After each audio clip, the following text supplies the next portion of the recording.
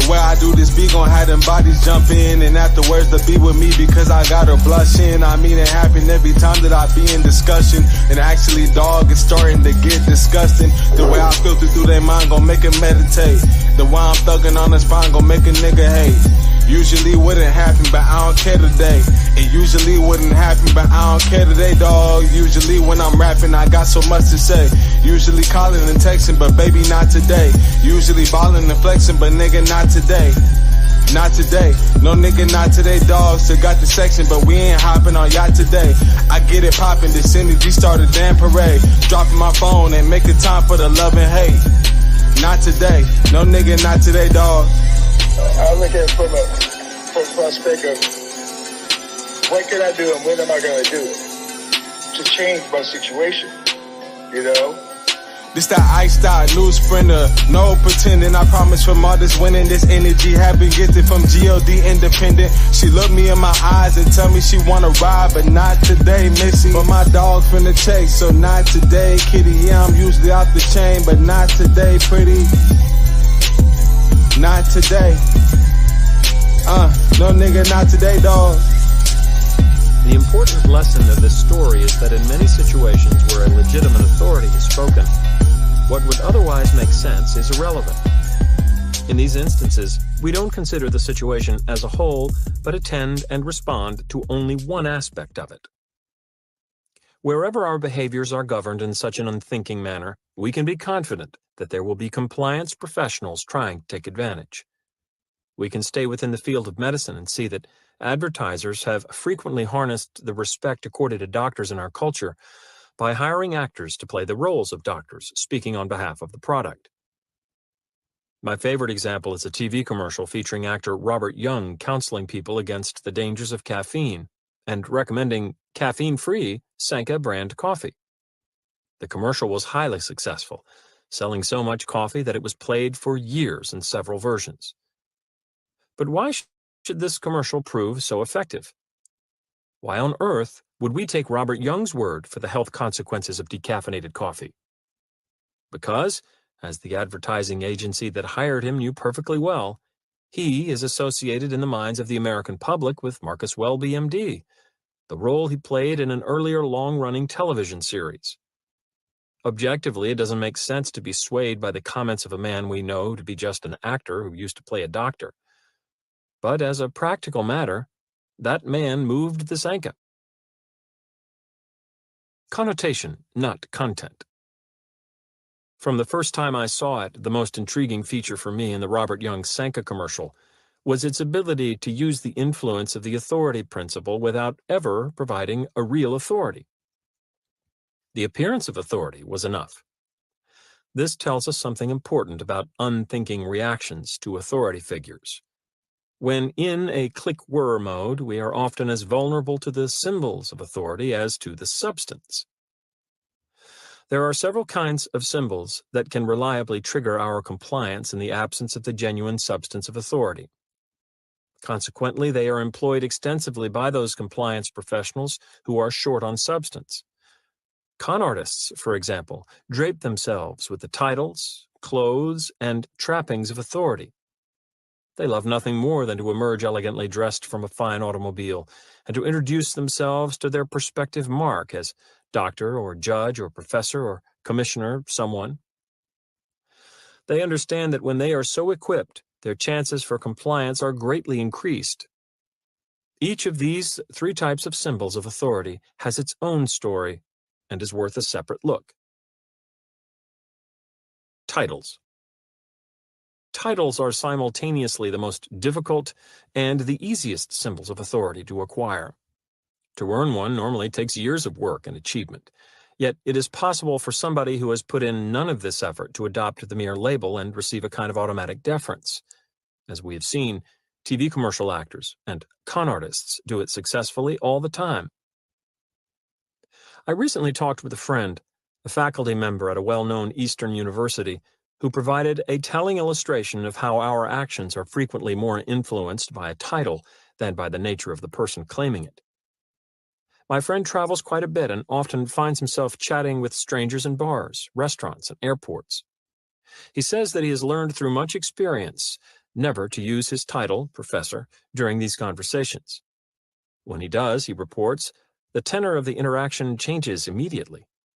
People who have been spontaneous and interesting conversation partners for the prior half hour become respectful, accepting, and dull. His opinions that earlier might have produced a lively exchange now usually generate extended and highly grammatical statements of accord. Annoyed and slightly bewildered by the phenomenon because, as he says, I'm still the same guy they've been talking to for the past 30 minutes, right?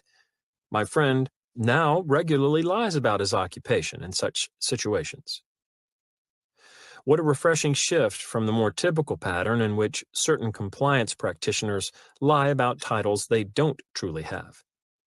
In either direction, however, such practiced dishonesty makes the same point about the sufficiency of a mere symbol of authority to influence behavior.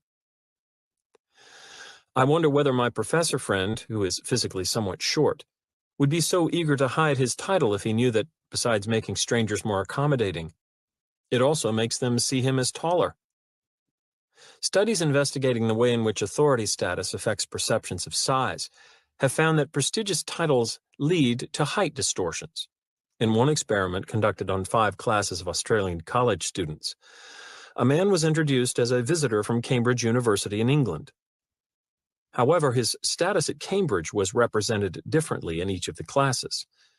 To one class, he was presented as a student, to a second class, a demonstrator, to another, a lecturer, to yet another, a senior lecturer, to a fifth, a professor. After he left the room, each class was asked to estimate his height.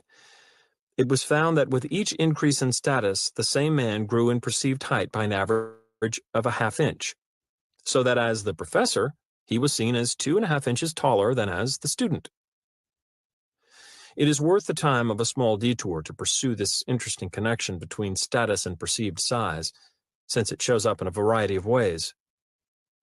In judging the size of coins, for example, children most overestimate the size of the more valuable coins, and adults are just as guilty of such distortions.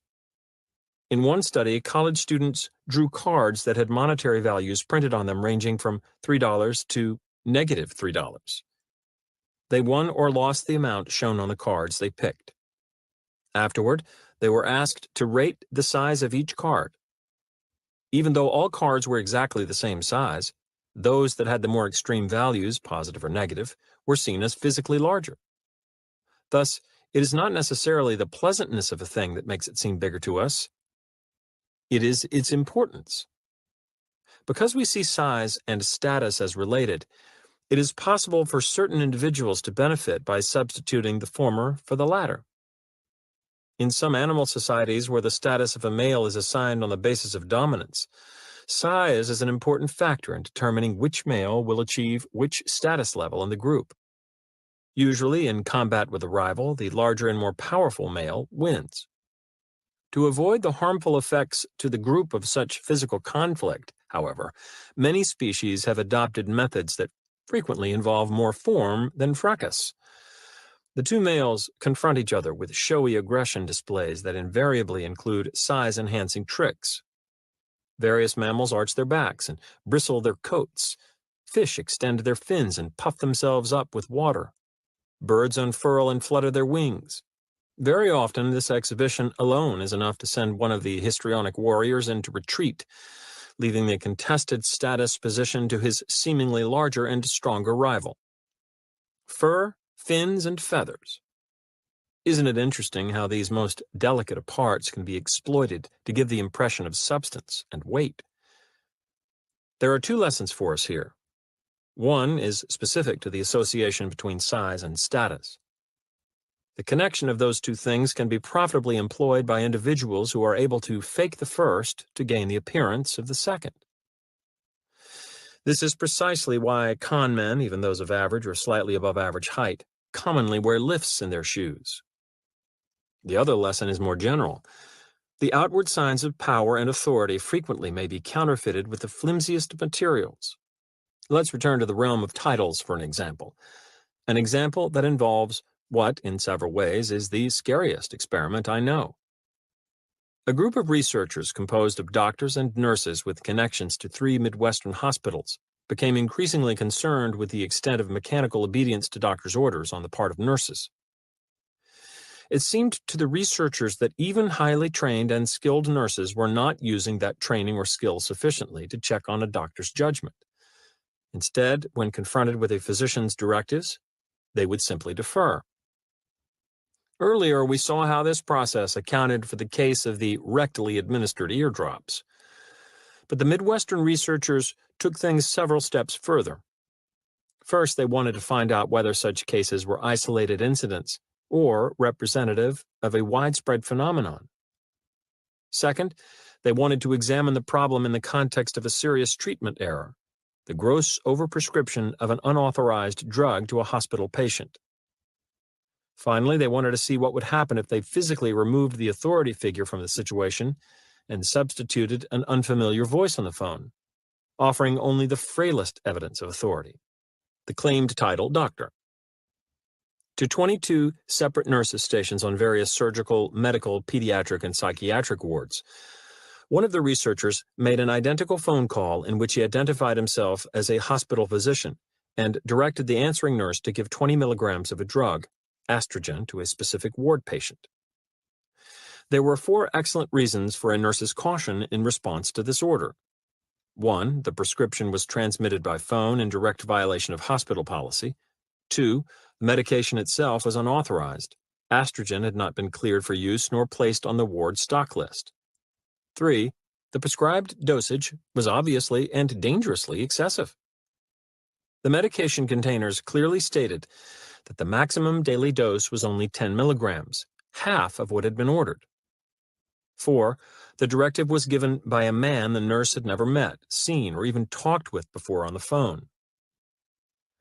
Yet in 95% of the instances, the nurses went straight away to the ward medicine cabinet where they secured the ordered dosage of estrogen and started for the patient's room to administer it.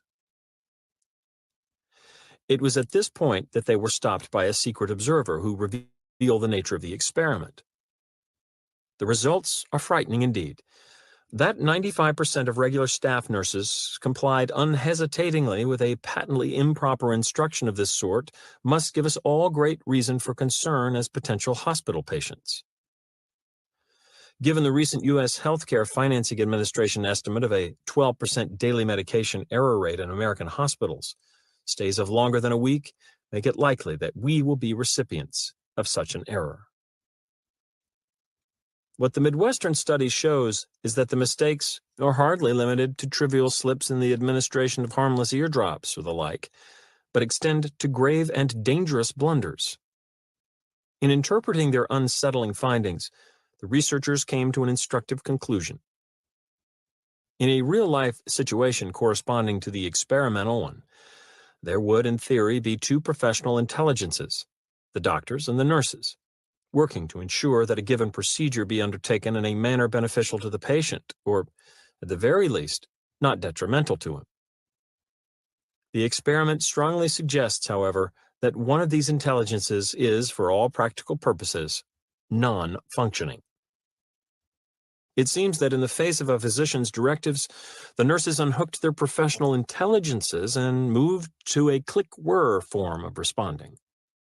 None of their considerable medical training or knowledge was engaged in a decision of what to do. Instead, because obedience to legitimate authority had always been the most preferred and efficient action in their work setting, they had become willing to err on the side of automatic obedience. It is all the more instructive that they had traveled so far in this direction that their error had come not in response to genuine authority, but to its most easily falsified symbol, a bare title. Clothes. A second kind of authority symbol that can trigger our mechanical compliance is clothing. Though more tangible than a title, the cloak of authority is every bit as fakeable. Police bunco files bulge with records of con artists whose artistry includes the quick change. In chameleon style, they adopt the hospital white, priestly black, army green, or police blue that the situation requires for maximum advantage. Only too late do their victims realize that the garb of authority is hardly its guarantee. A series of studies by social psychologist Leonard Bickman gives an indication of how difficult it can be to resist requests that come from figures in authority attire. Bickman's basic procedure was to ask passersby on the street to comply with some sort of odd request, to pick up a discarded paper bag, to stand on the other side of a bus stop sign. In half of the instances, the requester, a young man, was dressed in normal street clothes. The rest of the time, he was dressed in a security guard's uniform. Regardless of the type of request, many more people obeyed the requester when he wore the guard costume. Especially revealing was one version of the experiment in which the requester stopped pedestrians and pointed to a man standing by a parking meter 50 feet away. The requester, whether dressed normally or as a security guard, always said the same thing to the pedestrian. "You see that guy over there by the meter? He's overparked but doesn't have any change. Give him a dime." The requester then turned a corner and walked away so that by the time the pedestrian reached the meter, the requester was out of sight. The power of his uniform lasted, however, even after he was long gone. Nearly all the pedestrians complied with his directive when he had worn the guard costume, but fewer than half did so when he had dressed normally. It is interesting to note that later on, Bickman found college students able to guess with considerable accuracy the percentage of compliance that had occurred in the experiment when the requester wore street clothes, 50% versus the actual 42%. Yet the students greatly underestimated the percentage of compliance when he was in uniform, 63% versus the actual 92%. Less blatant in its connotation than a uniform, but nonetheless effective, is another kind of attire that has traditionally bespoken authority status in our culture, the well-tailored business suit. It too can evoke a telling form of deference from total strangers. Research conducted in Texas, for instance, arranged for a 31-year-old man to violate the law by crossing the street against the traffic light on a variety of occasions. In half of the cases, he was dressed in a freshly pressed business suit and tie.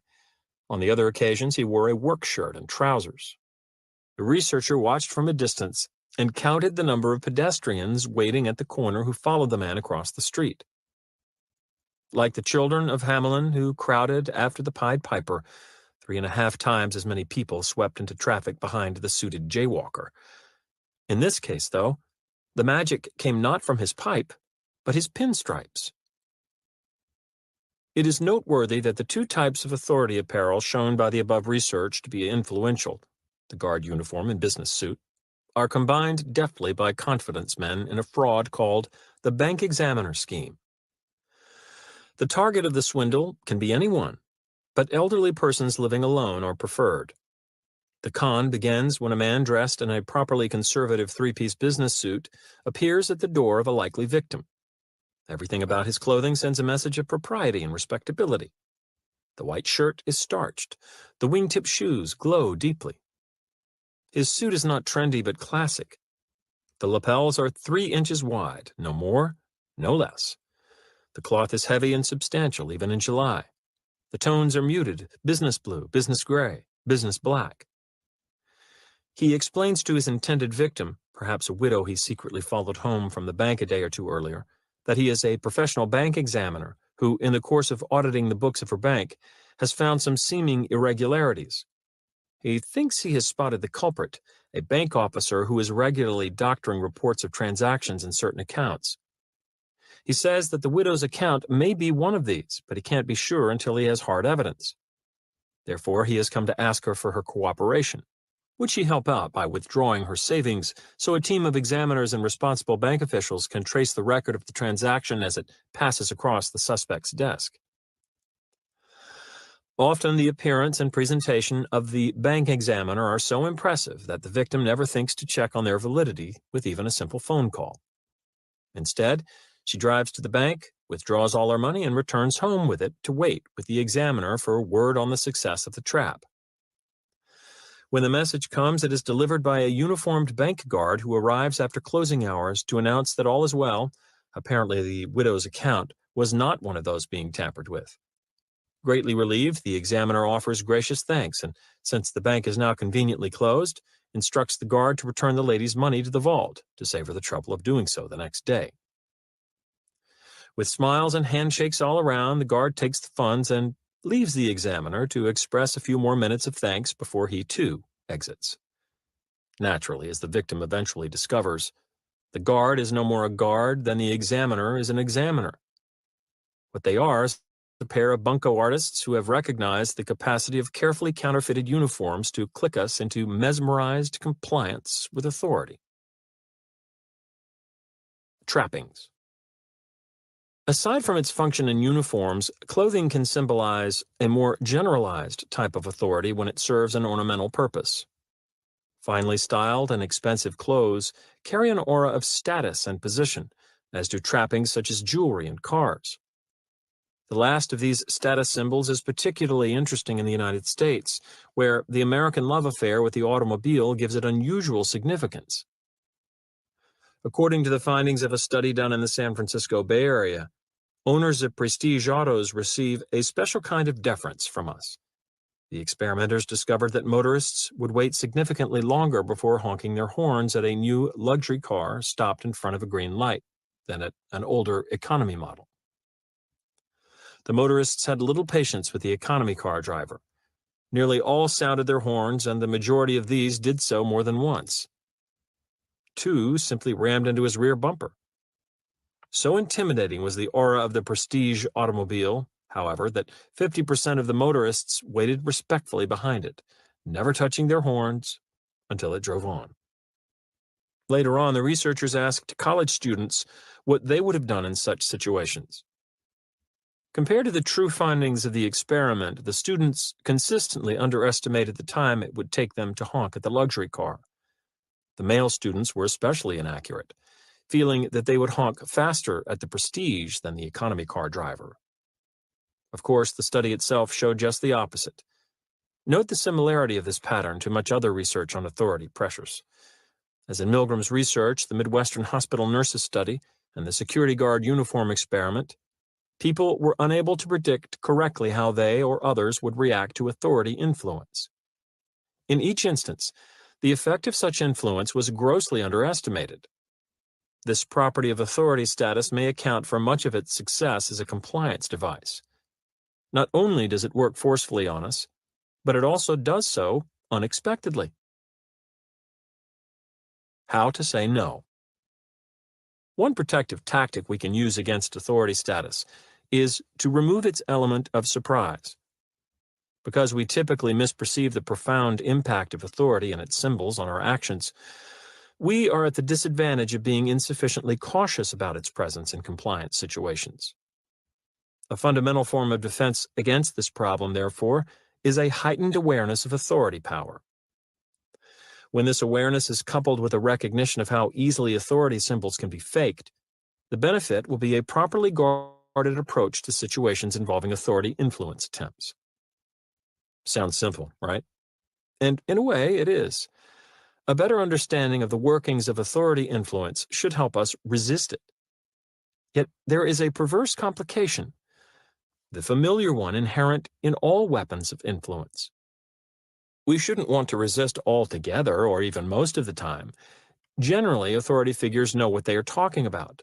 Physicians, judges, corporate executives, legislative leaders, and the like have typically gained their positions because of superior knowledge and judgment. Thus, as a rule, their directives offer excellent counsel. The trick is to be able to recognize without much strain or vigilance when authority promptings are best followed and when they should be resisted. Posing 2 questions to ourselves can help enormously to accomplish this trick. The first is to ask when we are confronted with what appears to be an authority figure's influence attempt, is this authority truly an expert? The question is helpful because it focuses our attention on a pair of crucial pieces of information: the authority's credentials and the relevance of those credentials to the topic at hand. By orienting in this simple way toward the evidence for authority status, we can avoid the major pitfalls of automatic deference. An illustration or 2 is in order. Let's examine the highly successful Robert Young Sanka coffee commercial in this light. If, rather than responding to his Marcus Welby MD association, people had focused on Mr. Young's actual status as an authority, I am confident that the commercial would not have had so long and productive a run. Obviously, Robert Young does not possess a physician's training or knowledge. We all know that. What he does possess, however, is a physician's title, MD. Now, clearly, it is an empty title, connected to him in our minds through the device of play acting. We all know that, too. But isn't it fascinating how, when we are whirring along, what is obvious often doesn't matter unless we pay specific attention to it? That is why the "is this authority truly an expert?" question can be so valuable. It brings our attention to the obvious. It channels us effortlessly away from a focus on possibly meaningless symbols to a consideration of genuine authority credentials. What's more, the question impels us to distinguish between relevant authorities and irrelevant authorities. And this is a distinction that is easy to forget when the push of authority pressure is combined with the rush of modern life. The Texas pedestrians who bustled into city traffic behind a business-suited jaywalker offer a prime example. Even if the man had been the business authority his clothes suggested he might be, he was unlikely to be a greater authority on crossing the street than other people, including those who followed him into traffic. Still, they did follow, as if his label authority overwhelmed the vital difference between relevant and irrelevant forms. Had they bothered to ask themselves whether he represented a true expert in the situation, someone whose actions reflected superior knowledge there, I expect the result would have been quite different. The same process applies to Robert Young, a man who is not without expertise. He has fashioned a long career with many achievements in a difficult business. But his skills and knowledge are as an actor, not a doctor. When in viewing the famous coffee commercial we focus on his true credentials, we will realize quickly that he should be no more believed than any other successful actor who claims that Sanka is healthy. Suppose, though, we are confronted with an authority we determine is a relevant expert. Before submitting to authority influence, it would be wise to ask a second simple question. How truthful can we expect the expert to be here? Authorities, even the best informed, may not present their information honestly to us. Therefore, we need to consider their trustworthiness in the situation. In fact, most of the time we do. We allow ourselves to be much more swayed by experts who seem to be impartial than those who have something to gain by convincing us. And this has been shown by research to be true around the world. By wondering how an expert stands to benefit from our compliance, we give ourselves another safety net against undue and automatic influence. Even knowledgeable authorities in a field will not persuade us until we are satisfied that their messages represent the facts faithfully. When asking ourselves about such a person's trustworthiness, we should keep in mind a little tactic compliance practitioners often use to assure us of their sincerity. They will seem to argue to a degree against their own interests. Correctly done, this can be a subtly effective device for proving their honesty. Perhaps they will mention a small shortcoming in their position or product. Oh, the disadvantages of Benson and Hedges. Invariably, though, the drawback will be a secondary one that is easily overcome by more significant advantages. Listerine, the taste you hate 3 times a day. Avis, we're number 2, but we try harder. L'Oreal, a bit more expensive and worth it. By establishing their basic truthfulness on minor issues, the compliance professionals who use this ploy can then be more believable when stressing the important aspects of their argument. I have seen this approach used with devastating effect in a place that few of us recognize as a compliance setting: the restaurant. It is no secret that because of shamelessly low wages, servers in restaurants must supplement their earnings with tips. Leaving the sine qua non of good service aside, the most successful waiters and waitresses know certain tricks for increasing tips.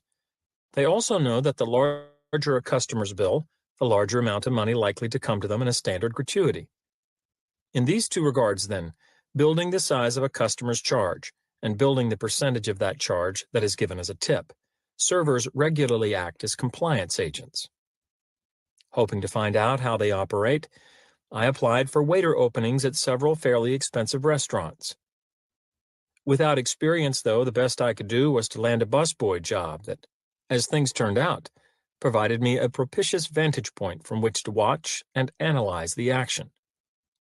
Before long, I realized what the other employees already knew, that the most successful waiter in the place was Vincent, who somehow arranged for patrons to order more and tip higher than for anyone else.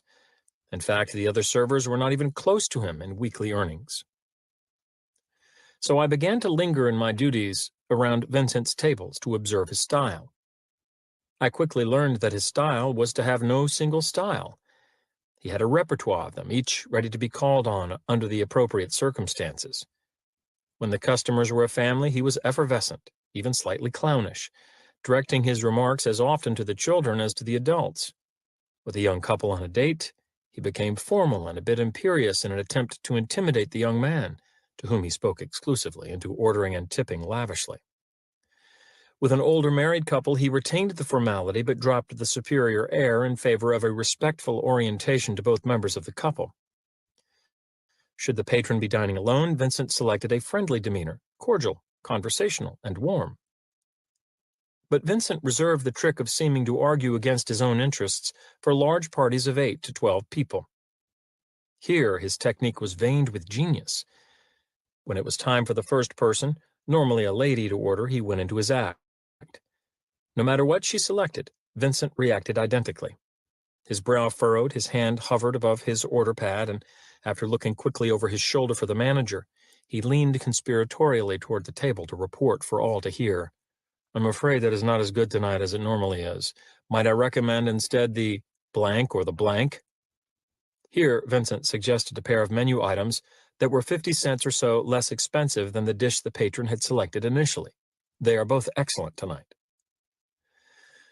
With this single maneuver, Vincent engaged several important principles of influence. First, even those who did not take his suggestions felt that Vincent had done them a favor by offering valuable information to help them order. Everyone felt grateful, and consequently the rule for reciprocity would work in his favor when it came time to decide on his gratuity. But besides hiking the percentage of his tip, Vincent's maneuver also placed him in a favorable position to increase the size of the table's order. It established him as an authority on the current stores of the house. He clearly knew what was and wasn't good that night. Moreover, and this is where seeming to argue against his own interests came in, it proved him to be a trustworthy informant because he recommended dishes that were slightly less expensive than originally ordered. Rather than trying to line his own pockets, he seemed to have the customer's best interests at heart. To all appearances, he was at once knowledgeable and honest, a combination that gave him great credibility. And Vincent was quick to exploit the advantage of this credible image. When the party had finished giving their food orders, he would say, "Very well, and would you like me to suggest or select some wine to go with your meals?" As I watched the scene repeated almost nightly, there was a notable consistency to the customers' reactions. Smiles, nods, and for the most part, general assent. Even from the distance of my vantage point, one could read their thoughts from their faces. "Sure," they seemed to say, "you know what's good here, and you're obviously on our side. Tell us what to get." Looking pleased, Vincent, who did know his vintages, would respond with some excellent and costly choices. He was similarly persuasive when it came time for dessert decisions. Patrons who otherwise would have passed up the dessert course or shared with a friend were swayed to partake fully by Vincent's rapturous descriptions of the baked Alaska and chocolate mousse. Who, after all, is more believable than a demonstrated expert of proven sincerity? By combining the factors of reciprocity and credible authority into a single elegant maneuver, Vincent was able to inflate substantially both the percentage of his tip and the base charge on which it was figured. His proceeds from this trick were handsome indeed. But notice that much of his profit came from an apparent lack of concern for personal profit. Seeming to argue against his financial interests served those interests extremely well. Reader's Report from a young businessman. About 2 years ago, I was trying to sell my old car because I'd already bought a new one. One day, I passed a used car lot with a sign reading, "We will sell your car for more." Just what I wanted, I thought, so I stopped in to talk with the owner. I told him I wanted to get about $3,000 for my old car, and he said he thought I should be asking for a lot more because it was worth at least $3,500. This came as a real surprise to me because the way their consignment system worked, the larger my asking price for the car, the less money was left over for them to keep after they sold it to somebody. Therefore, by telling me to ask for more than $3,000, they were cutting off their own profits. Just like your Vincent the waiter example, they were seeming to argue against their own interests, so I'd see them as trustworthy authorities, but I didn't realize this until much later. Anyway, I went along with the owner's idea that my car was worth more than I'd first thought, and I set my asking price at $3,500. After they'd had my car on their lot for a couple of days, they called saying that someone was really interested in it, but that the price was a little too high. Would I be willing to drop my price by $200 to sell the car? Convinced that they had my interests at heart, I agreed. The next day, they called back to say the buyer's financing had fallen through and that he couldn't buy the car. In the next 2 weeks, I got 2 more calls from the dealership, each asking me to drop my price $200 to seal a sale to some customer. Both times I okayed it because I still believed they were trustworthy. But each time, the alleged deal fell through. I was suspicious enough to call a friend whose family was in the car business. He said this was an old trick designed to get sellers like me to reduce their asking prices to super low levels, giving the dealership big profits when they finally sold the car. So I went over there and took my car. As I was leaving, they were still trying to persuade me to let them keep it because they had a hot prospect who they were sure would buy it if I'd only knock off another $200. Once again, in a reader's report, we can see the influence of the contrast principle, combining with the principle of primary interest. In this case, after the $3,500 figure was set, each $200 nick seemed small by comparison. Chapter 7. Scarcity, the rule of the few. The way to love anything is to realize that it might be lost. G.K. Chesterton. The city of Mesa, Arizona is a suburb in the Phoenix area where I live. Perhaps the most notable features of Mesa are its sizable Mormon population. Next to that of Salt Lake City, the largest in the world, and a huge Mormon temple located on exquisitely kept grounds in the center of the city.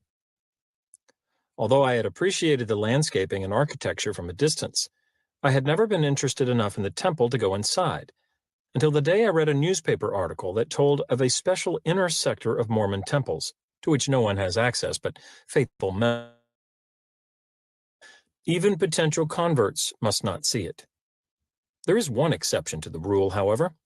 For a few days immediately after a temple is newly constructed, non-members are allowed to tour the entire structure, including the otherwise restricted section. The newspaper story reported that the Mesa Temple had recently been refurbished and that the renovations had been extensive enough to classify it as new by church standards. Thus, for the next several days only, non-Mormon visitors could see the temple area traditionally banned to them.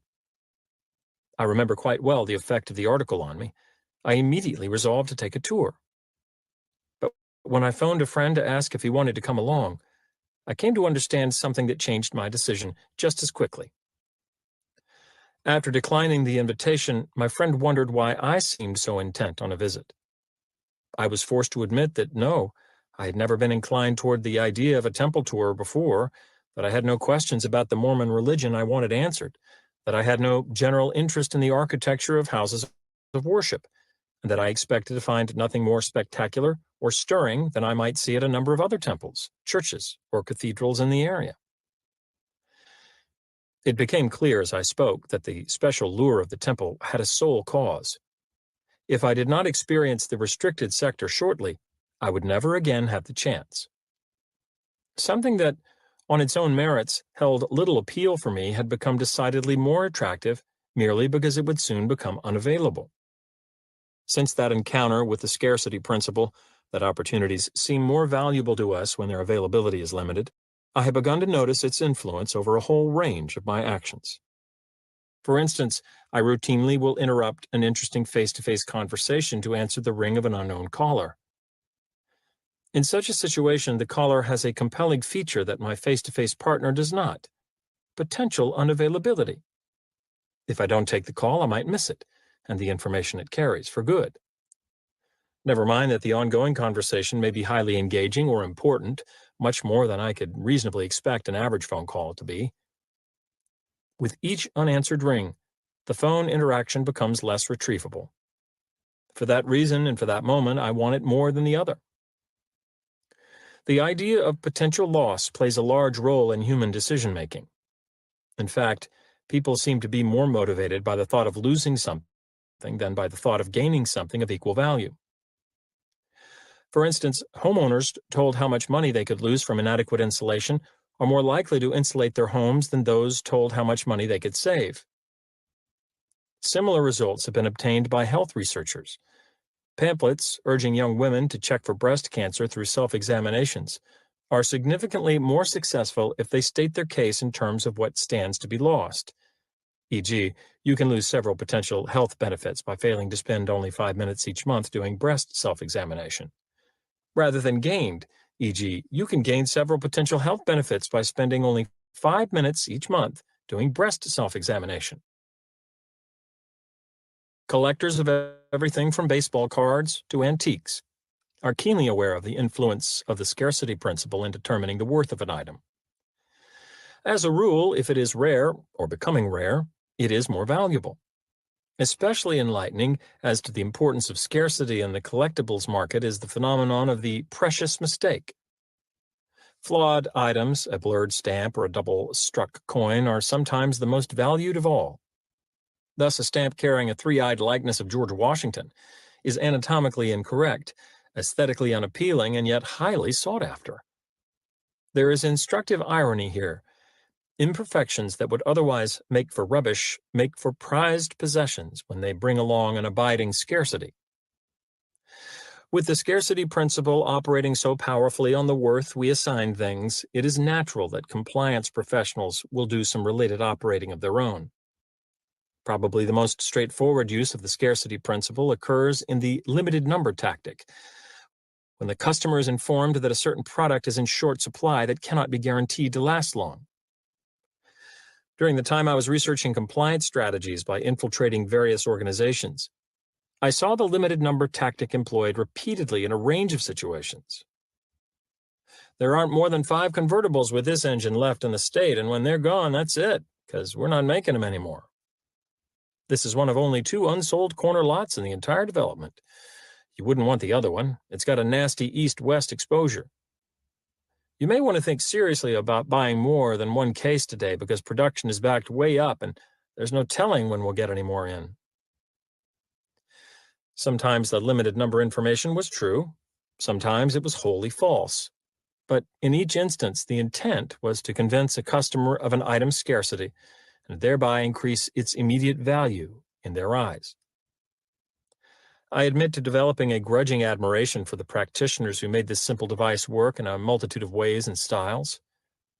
I was most impressed, however, with a particular version that extended the basic approach to its logical extreme by selling a piece of merchandise at its scarcest point, when it seemingly could no longer be had.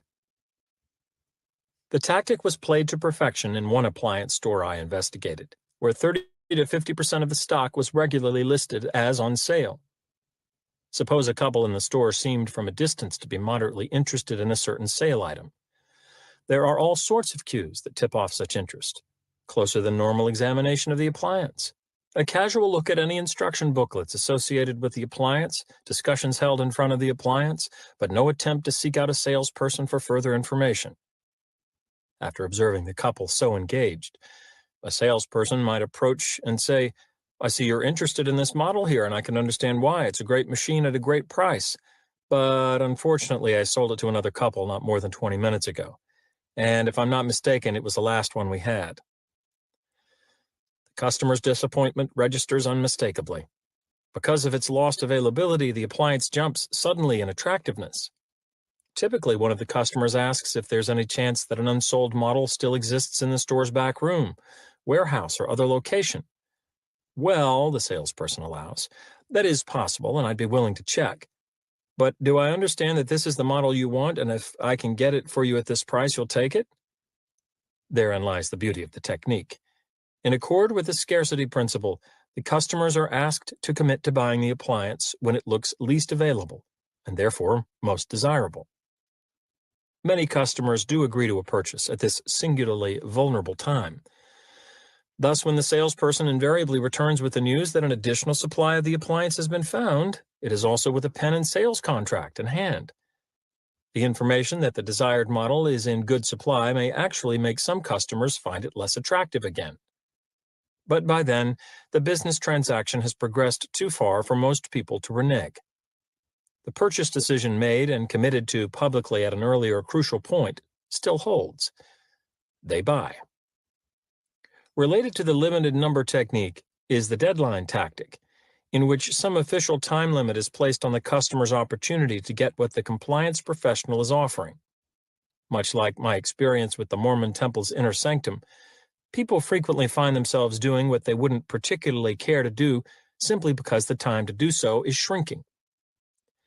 The adept merchandiser makes this tendency pay off by arranging and publicizing customer deadlines. Witness the collage of such newspaper ads in Figure 7.3 that generate interest where none may have existed before. Concentrated instances of this approach often occur in movie advertising. In fact, I recently noticed that one theater owner, with remarkable singleness of purpose, had managed to invoke the scarcity principle 3 separate times in just 5 words that read, "Exclusive limited engagement ends soon." Swindled by Peter Kerr, New York Times. New York. Daniel Goulben doesn't remember how his life savings disappeared. He remembers the smooth voice of a salesman on the telephone. He remembers dreaming of a fortune in oil and silver futures. But to this day, the 81-year-old retired utility worker does not understand how swindlers convinced him to part with $18,000. "I just wanted to better my life in my waning days," said Goulben, a resident of Holder, Florida. "But when I found out the truth, I couldn't eat or sleep. I lost 30 pounds. I still can't believe I would do anything like that." Goulben was the victim of what law enforcement officials call a boiler room operation, a ruse that often involves dozens of fast-talking telephone salesmen crammed into a small room where they call thousands of customers each day. The companies snare hundreds of millions of dollars each year from unsuspecting customers, according to a U.S. Senate Subcommittee on Investigations, which issued a report on the subject last year. They use an impressive Wall Street address, lies and deception to get individuals to sink their money into various glamorous-sounding schemes, said Robert Abrams, the New York State Attorney General, who has pursued more than a dozen boiler room cases in the past 4 years. The victims are sometimes persuaded to invest the savings of a lifetime. Orestes J. Mihaly, the New York Assistant Attorney General in charge of the Bureau of Investor Protection and Securities, said the companies often operate in 3 stages. First, Mihaly said, comes the opening call, in which a salesman identifies himself as representing a company with an impressive-sounding name and address. He will simply ask the potential customer to receive the company's literature. A second call involves a sales pitch, Mihaly said. The salesman first describes the great profits to be made, and then tells the customer that it is no longer possible to invest. The third call gives the customer a chance to get in on the deal, he said, and is offered with a great deal of urgency. The idea is to dangle a carrot in front of the buyer's face and then take it away, Mihaly said. The aim is to get someone to want to buy quickly without thinking too much about it. Sometimes, Mihaly said, the salesman will be out of breath on the third call and will tell the customer that he just came off the trading floor. Such tactics convinced Goulben to part with his life savings. In 1979, a stranger called him repeatedly and convinced Goulben to wire $1,756 to New York to purchase silver, Goulben said. After another series of telephone calls, the salesman cajoled Goulben into wiring more than $6,000 for crude oil. He eventually wired an additional $9,740, but his profits never arrived. "My heart sank," Goulben recalled. "I was not greedy, I just hoped I would see better days." Goulben never recouped his losses. A variant of the deadline tactic is much favored by some face-to-face high-pressure sellers because it carries the purest form of decision deadline, right now.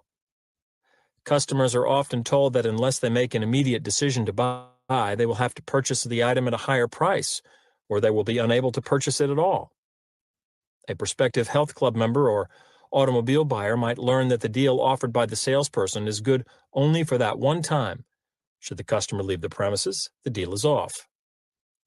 One large child portrait photography company urges parents to buy as many poses and copies as they can afford because stocking limitations force us to burn the unsold pictures of your children within 24 hours. A door-to-door magazine solicitor might say that salespeople are in the customer's area for just a day. After that, they and the customer's chance to buy their magazine package will be long gone. A home vacuum cleaner operation I infiltrated instructed its sales trainees to claim, "I have so many other people to see that I have the time to visit a family only once. It's a company policy that even if you decide later that you want this machine, I can't come back and sell it to you." This, of course, is nonsense. The company and its representatives are in the business of making sales, and any customer who called for another visit would be accommodated gladly. As the company sales manager impressed on his trainees, the true purpose of the "can't come back" claim has nothing to do with reducing overburdened sales schedules. It is to keep the prospects from taking the time to think the deal over by scaring them into believing they can't have it later, which makes them want it now. Psychological reactants. The evidence then is clear. Compliance practitioners' reliance on scarcity as a weapon of influence is frequent, wide-ranging, systematic, and diverse. Whenever such is the case with a weapon of influence, we can feel assured that the principle involved has notable power in directing human action. In the instance of the scarcity principle, that power comes from two major sources. First is familiar. Like the other weapons of influence, the scarcity principle trades on our weaknesses for shortcuts. The weakness is, as before, an enlightened one.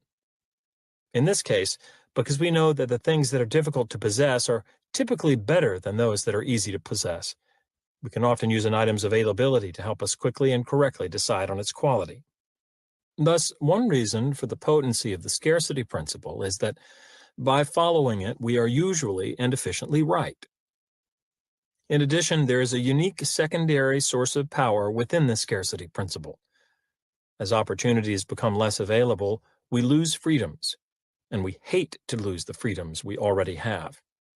This desire to preserve our established prerogatives is the centerpiece of psychological reactance theory, developed by psychologist Jack Brem to explain the human response to diminishing personal control.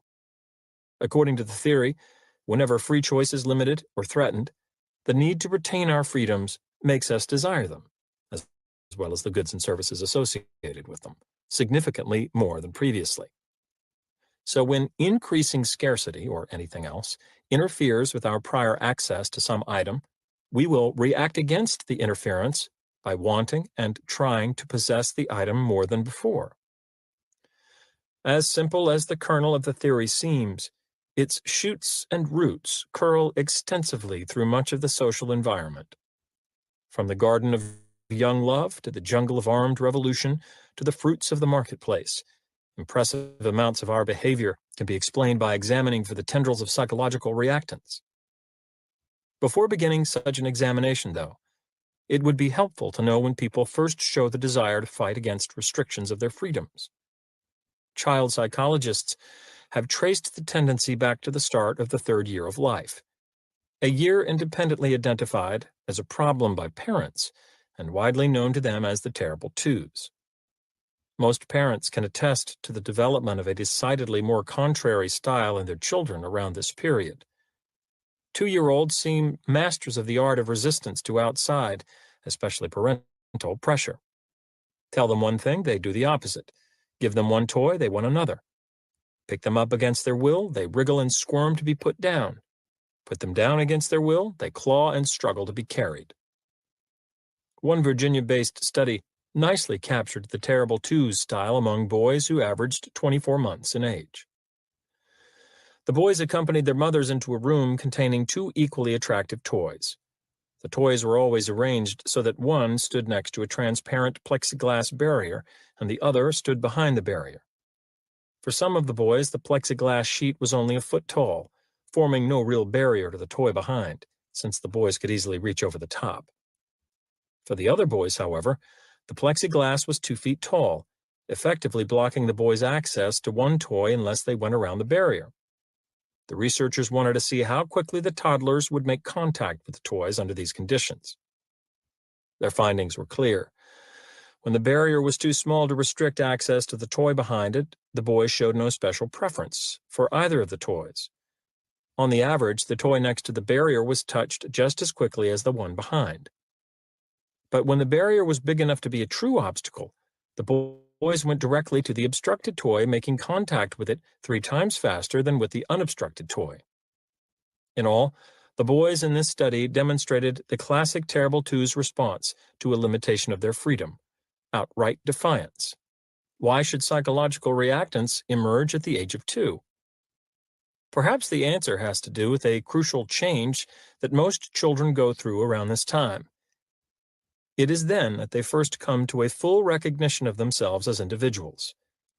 No longer do they view themselves as mere extensions of the social milieu, but rather as identifiable, singular, and separate.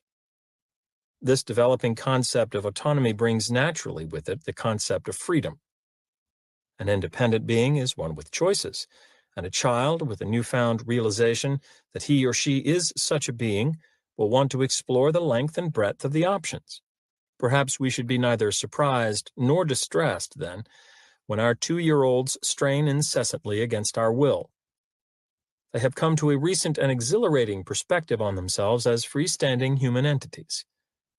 Vital questions of volition, entitlements, and control now need to be asked and answered within their small minds. The tendency to fight for every liberty and against every restriction might be best understood as a quest for information. By testing severely the limits of their freedoms and, coincidentally, the patience of their parents, the children are discovering where in their worlds they can expect to be controlled and where they can expect to be in control. As we will see later, the wise parent provides highly consistent information. Although the terrible twos may be the most noticeable age of psychological reactance, we show the strong tendency to react against restrictions on our freedoms of action throughout our lives. One other age does stand out, however, as a time when this tendency takes an especially rebellious form: teenage. Like the twos, this is a period characterized by an emerging sense of individuality. For teenagers, the emergence is from the role of child, with all of its attendant parental control, and toward the role of adult, with all of its attendant rights and duties. Not surprisingly, adolescents tend to focus less on the duties than on the rights they feel they have as young adults. Not surprisingly, again, imposing traditional parental authority at these times is often counterproductive. The teenager will sneak, scheme, and fight to resist such attempts at control. Nothing illustrates the boomerang quality of parental pressure on adolescent behavior quite so clearly as a phenomenon known as the Romeo and Juliet effect. As we know, Romeo Montague and Juliet Capulet were the ill-fated Shakespearean characters whose love was doomed by a feud between their families. Defying all parental attempts to keep them apart, the teenagers won a lasting union in their tragic act of twin suicide, an ultimate assertion of free will. The intensity of the couple's feelings and actions has always been a source of wonderment and puzzlement to observers of the play. How could such inordinate devotion develop so quickly in a pair so young? A romantic might suggest rare and perfect love. A social scientist, though, might point to the role of parental interference and the psychological reactance it can produce. Perhaps the passion of Romeo and Juliet was not initially so consuming that it transcended the extensive barriers erected by the families. Perhaps instead it was fueled to a white heat by the placement of those barriers. Could it be that had the youngsters been left to their own devices, their inflamed devotion would have amounted to no more than a flicker of puppy love? Because the story is fiction, such questions are, of course, hypothetical, and any answers to them are speculative. However, it is possible to ask and answer with more certainty similar questions about modern-day Romeos and Juliets. Do couples suffering parental interference react by committing themselves more firmly to the partnership and falling more deeply in love?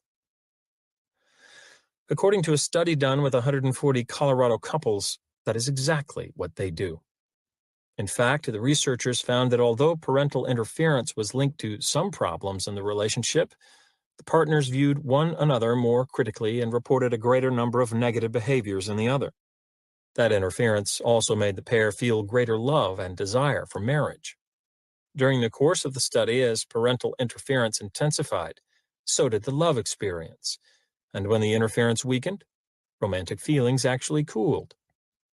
Although the Romeo and Juliet effect among modern teenagers may seem cute to outside observers, other manifestations of teenage reactance can prove tragic. For more than a decade, the major message of a massive advertising campaign for Virginia Slim cigarettes has been that today's women have come a long way from the old days when they were required by social norms to be subdued, proper, and ladylike. No longer imply these ads should a woman have to feel bound by chauvinistic and outmoded constraints on her independence and pointedly on her freedom to smoke cigarettes. Has the message been successful in triggering defiance of the old strictures among the target audience? One dismaying statistic suggests a lamentable answer.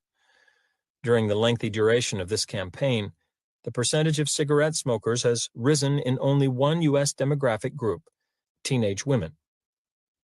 For twos and teens, then, psychological reactance flows across the broad surface of experience, always turbulent and forceful. For most of the rest of us, the pool of reactant energy lies quiet and covered, erupting geyser-like only on occasion. Still, these eruptions manifest themselves in a variety of fascinating ways that are of interest not only to the student of human behavior, but to lawmakers and policymakers as well.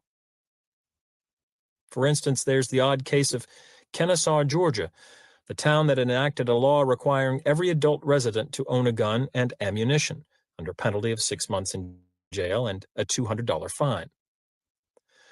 All the features of the Kennesaw gun law make it a prime target for psychological reactance.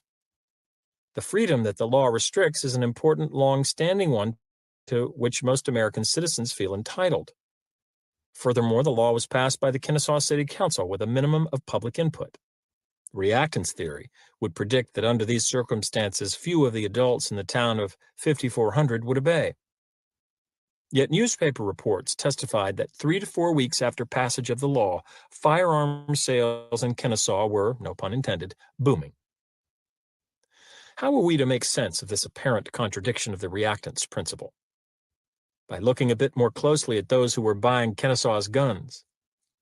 Interviews with Kennesaw store owners revealed that the gun buyers were not town residents at all, but visitors, many of them lured by publicity to purchase their initial gun in Kennesaw. Donna Green, proprietor of a shop described in one newspaper article as a virtual grocery store of firearms, summed it up. Business is great, but they're almost all being bought by people from out of town. We've only had 2 or 3 local people buy a gun to comply with the law.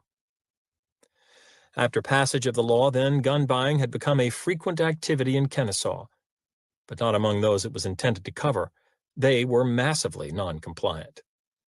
Only those individuals whose freedom in the matter had not been restricted by the law had the inclination to live by it. A similar situation arose a decade earlier and several hundred miles to the south of Kennesaw, when Dade County, containing Miami, Florida, imposed an anti-phosphate ordinance prohibiting the use and possession of laundry or cleaning products containing phosphates. A study done to determine the social impact of the law discovered 2 parallel reactions on the part of Miami residents. First, in what seems a Florida tradition, many Miamians turned to smuggling. Sometimes with neighbors and friends in large soap caravans, they drove to nearby counties to load up on phosphate detergents. Hoarding quickly developed, and in the rush of obsession that frequently characterizes hoarders, families were reported to boast of 20-year supplies of phosphate cleaners. The second reaction to the law was more subtle and more general than the deliberate defiance of the smugglers and hoarders. Spurred by the tendency to want what they could no longer have, the majority of Miami consumers came to see phosphate cleaners as better products than before. Compared to Tampa residents who were not affected by the Dade County ordinance, the citizens of Miami rated phosphate detergents as gentler, more effective in cold water, better whiteners and fresheners, more powerful on stains. After passage of the law, they had even come to believe that phosphate detergents poured more easily than did the Tampa consumers. This sort of response is typical of individuals who have lost an established freedom and is crucial to an understanding of how psychological reactants and scarcity work on us. When our freedom to have something is limited, the item becomes less available and we experience an increased desire for it. However, we rarely recognize that psychological reactance has caused us to want the item more. All we know is that we want it. Still, we need to make sense of our desire for the item, so we begin to assign it positive qualities to justify the desire. After all, it is natural to suppose that if one feels drawn to something, it is because of the merit of the thing. In the case of the Dade County anti-phosphate law, and in other instances a newly restricted availability, that is a faulty supposition. Phosphate detergents clean, whiten, and pour no better after they are banned than before. We just assume they do because we find that we desire them more. The tendency to want what has been banned and therefore to presume that it is more worthwhile is not limited to such commodities as laundry soap. In fact, the tendency is not limited to commodities at all, but extends to restrictions on information. In an age when the ability to acquire, store, and manage information is becoming increasingly the determinant of wealth and power, it is important to understand how we typically react to attempts to censor or otherwise constrain our access to information. Although much data exists on our reactions to various kinds of potentially censorable material, media violence, pornography, radical political rhetoric, there is surprisingly little evidence as to our reactions to the act of censoring them. Fortunately, the results of the few studies that have been done on the topic are highly consistent. Almost invariably, our response to the banning of information is a greater desire to receive that information and a more favorable attitude toward it than before the ban. The intriguing thing about the effects of censoring information is not that audience members want to have the information more than they did before. That seems natural. Rather, it is that they come to believe in the information more, even though they haven't received it. For example, when University of North Carolina students learned that a speech opposing co-ed dorms on campus would be banned, they became more opposed to the idea of co-ed dorms. Thus, without ever hearing the speech, they became more sympathetic to its argument. This raises the worrisome possibility that especially clever individuals holding a weak or unpopular position can get us to agree with that position by arranging to have their message restricted. The irony is that for such people, members of fringe political groups, for example, the most effective strategy may not be to publicize their unpopular views, but to get those views officially censored, and then to publicize the censorship. Perhaps the authors of this country's Constitution were acting as much as sophisticated social psychologists as staunch civil libertarians when they wrote the remarkably permissive free speech provision of the First Amendment. By refusing to restrain freedom of speech, they may have been attempting to minimize the chance that new political notions would win support via the irrational course of psychological reactance. Of course, political ideas are not the only kind that are susceptible to restriction. Access to sexually relevant material is frequently limited, although not as sensational as the occasional police crackdowns on adult bookstores and theaters. Regular pressure is applied by parents and by citizens groups to censor the sexual content of educational material ranging from sex education and hygiene texts to books on the shelves of school libraries. Both sides in the struggle seem to be well-intentioned, and the issues are not simple since they involve such matters as morality, art, parental control over the schools, and First Amendment freedoms.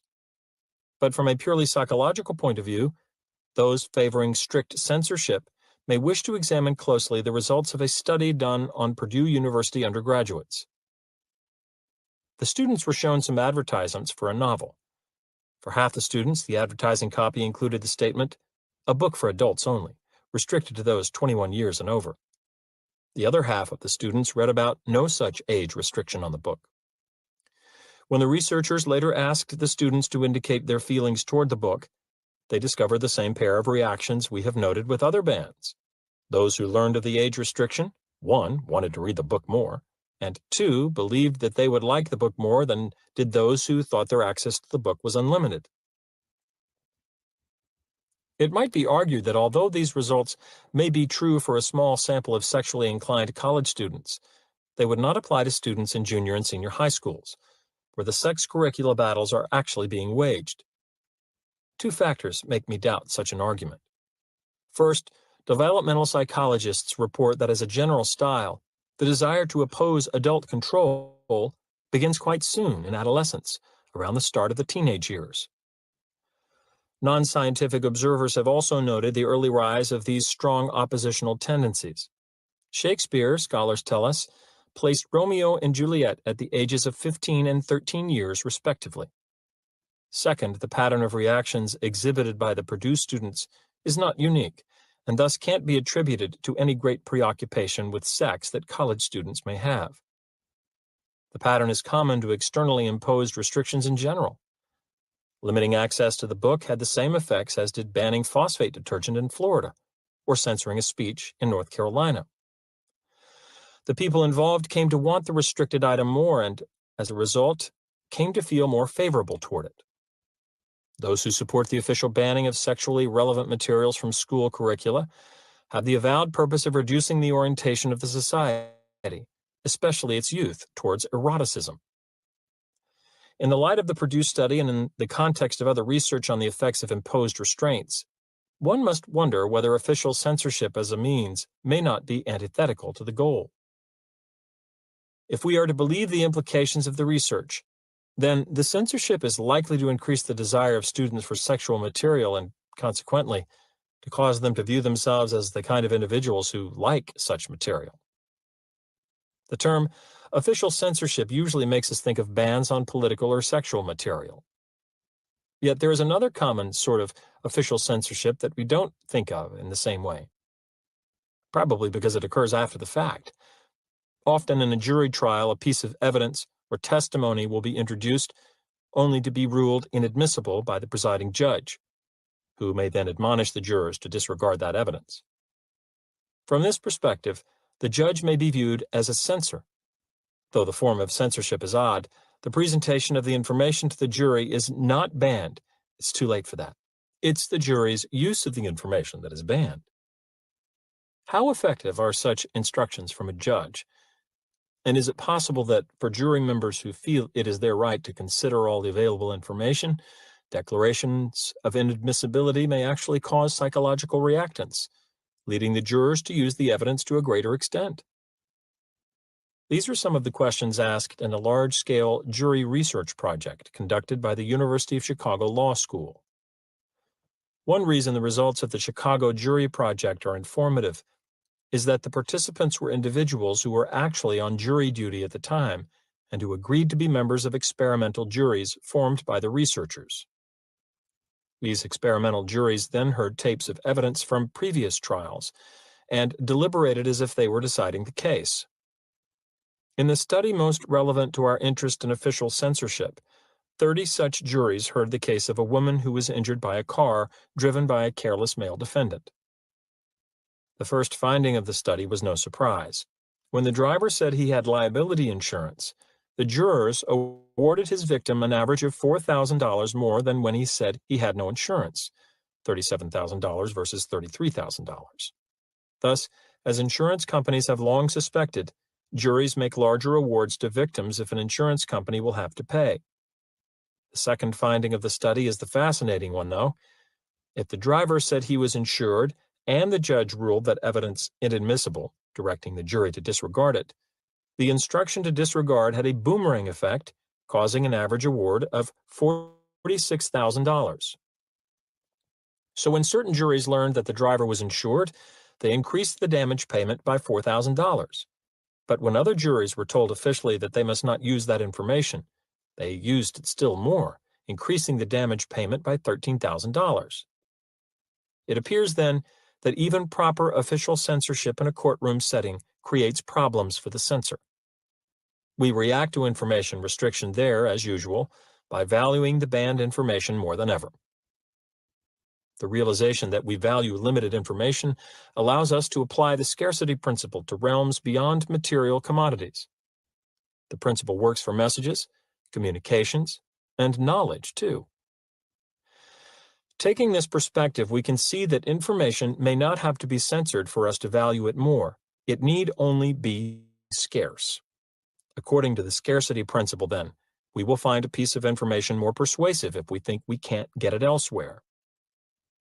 This idea that exclusive information is more persuasive information is central to the thinking of two psychologists, Timothy Brock and Howard Fromkin, who have developed a commodity theory analysis of persuasion.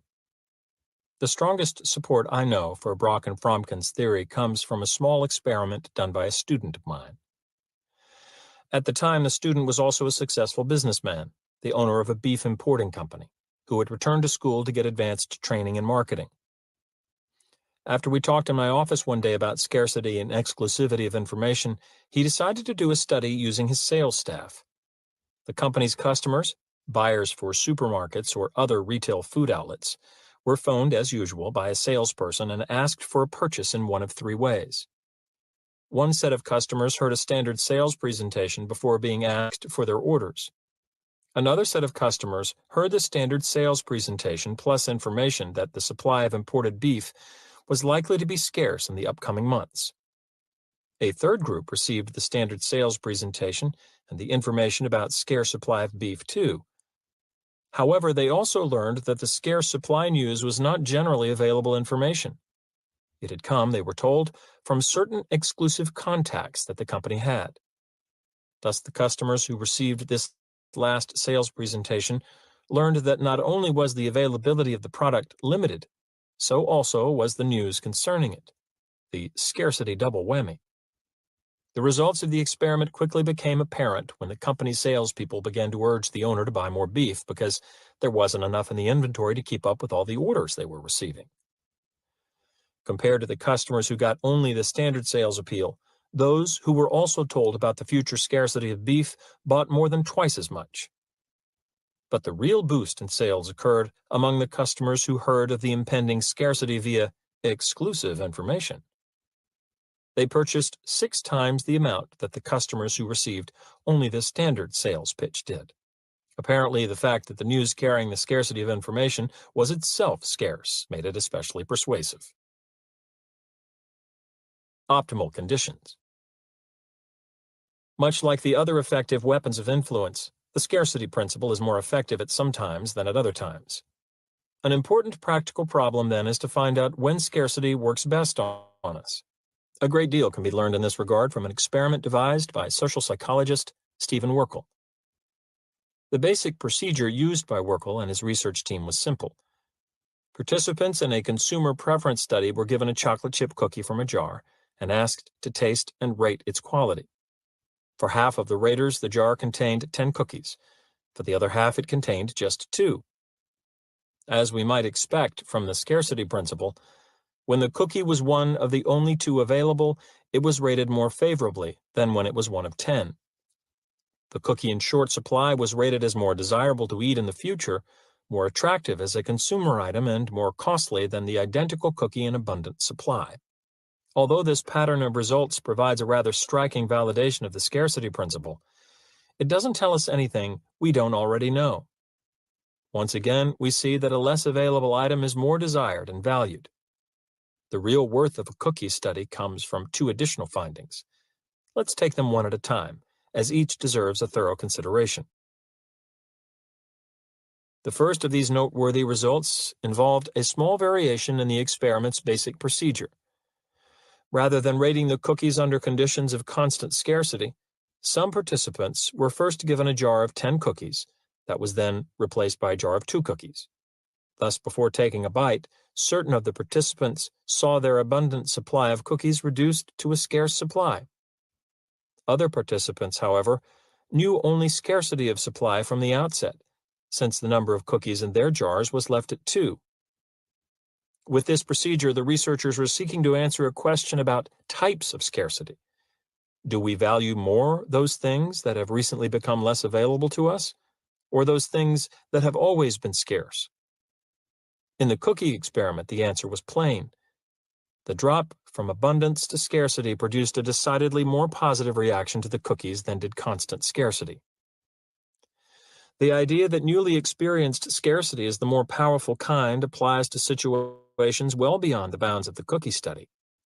For example, social scientists have determined that such scarcity is a primary cause of political turmoil and violence. Perhaps the most prominent proponent of this argument is James C. Davies, who states that we are most likely to find revolutions where a period of improving economic and social conditions is followed by a short, sharp reversal in those conditions.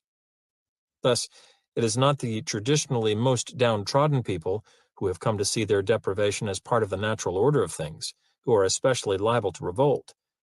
Instead, revolutionaries are more likely to be those who have been given at least some taste of a better life. When the economic and social improvements they have experienced and come to expect suddenly become less available, they desire them more than ever and often rise up violently to secure them. Davies has gathered persuasive evidence for his novel thesis from a range of revolutions, revolts, and internal wars, including the French, Russian, and Egyptian revolutions, as well as such domestic uprisings as Dorr's Rebellion in 19th century Rhode Island, the American Civil War, and the urban black riots of the 1960s. In each case, a time of increasing well-being preceded a tight cluster of reversals that burst into violence. The racial conflict in America's cities during the mid-1960s represents a case in point that many of us can recall.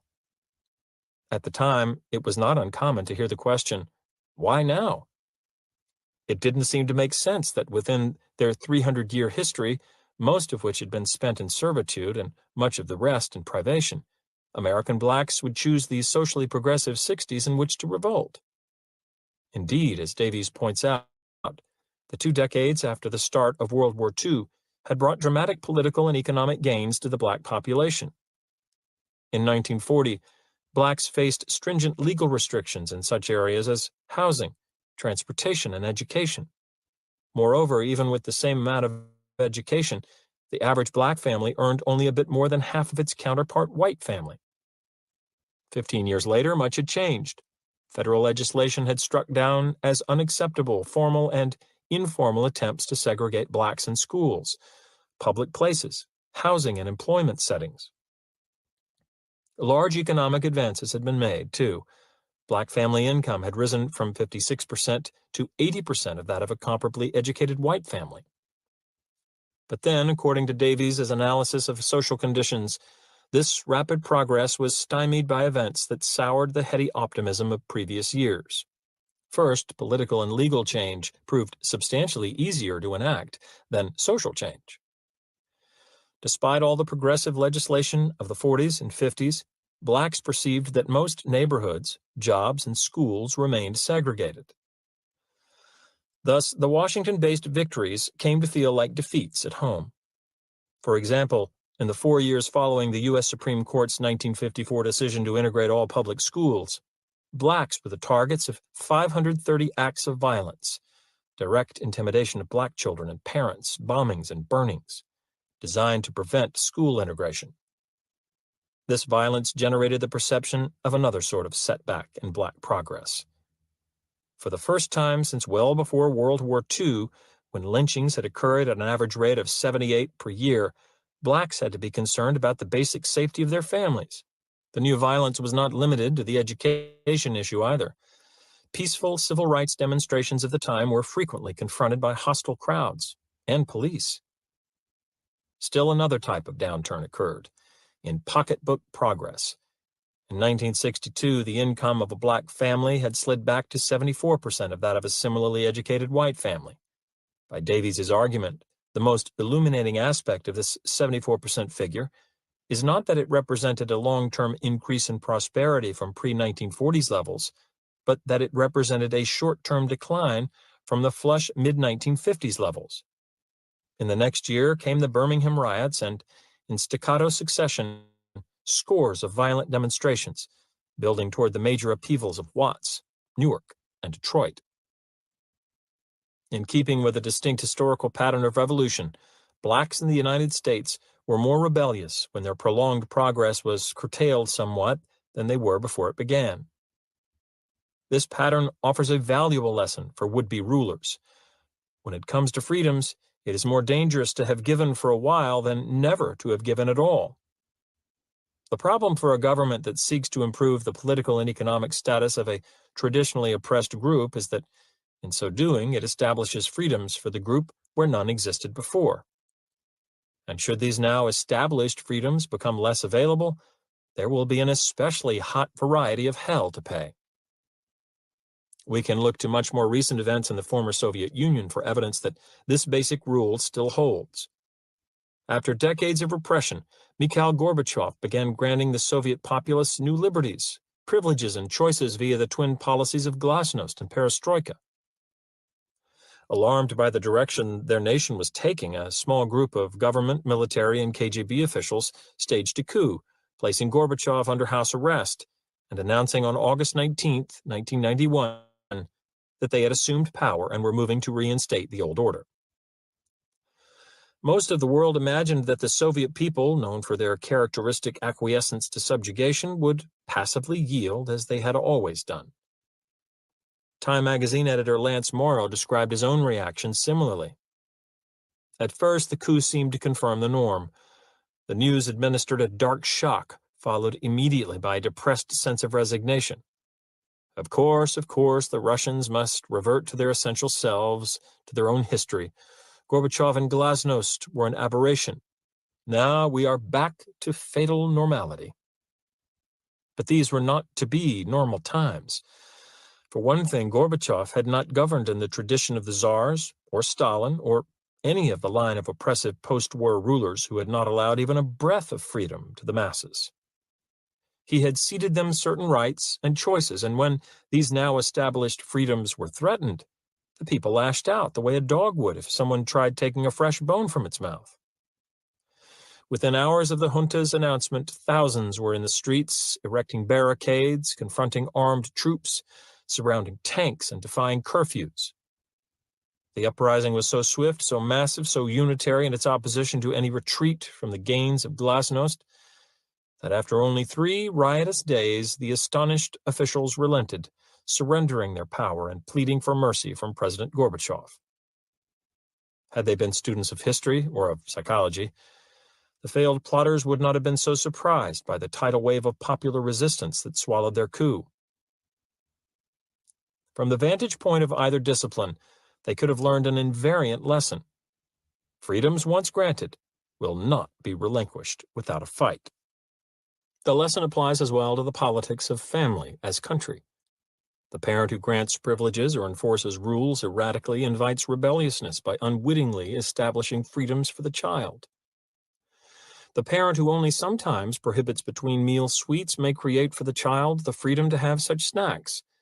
At that point, enforcing the rule becomes a much more difficult and explosive matter because the child is no longer merely lacking a never-possessed right, but is losing an established one. As we have seen in the case of political freedoms, and especially pertinent to the present discussion, chocolate chip cookies. People see a thing as more desirable when it has recently become less available than when it has been scarce all along. We should not be surprised, then, when research shows that parents who enforce discipline inconsistently produce generally rebellious children. Let's look back to the cookie study for another insight into the way we react to scarcity. We've already seen from the results of that study that scarce cookies were rated higher than abundant cookies, and that newly scarce cookies were rated higher still. Staying with the newly scarce cookies now, there was a certain cookie that was the highest rated of all, those that became less available because of a demand for them. Remember that in the experiment, the participants who experienced new scarcity had been given a jar of 10 cookies that was then replaced with a jar of only 2 cookies. Actually, the researchers did this in one of 2 ways. To certain participants, it was explained that some of their cookies had to be given away to other raters to supply the demand for cookies in the study. To another set of participants, it was explained that their number of cookies had to be reduced because the researcher had simply made a mistake and given them the wrong jar initially. The results showed that those whose cookies became scarce through the process of social demand liked them significantly more than those whose cookies became scarce by mistake. In fact, the cookies made less available through social demand were rated the most desirable of any in the study.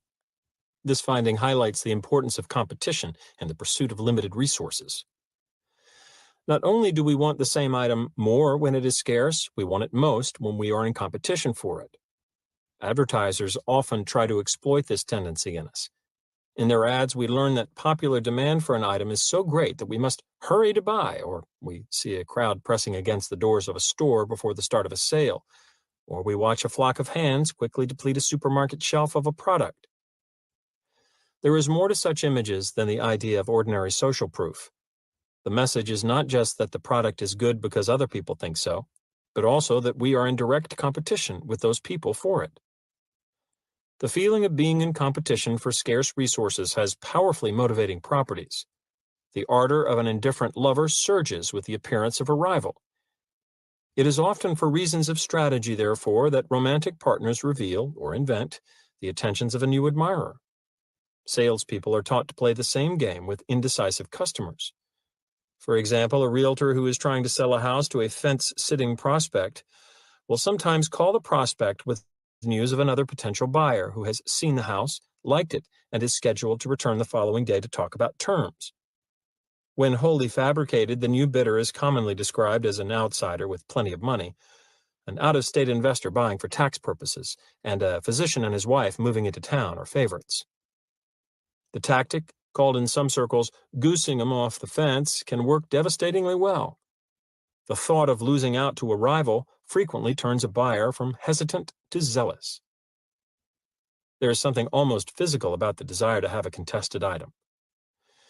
Shoppers at big closeout or bargain sales report being caught up emotionally in the event. Charged by the crush of competitors, they swarm and struggle to claim merchandise they would otherwise disdain. Such behavior brings to mind the feeding frenzy of wild, indiscriminate eating among animal groups. Commercial fishermen exploit this phenomenon by throwing a quantity of loose bait to large schools of certain fish. Soon the water is a roiling expanse of thrashing fins and snapping mouths, competing for the food.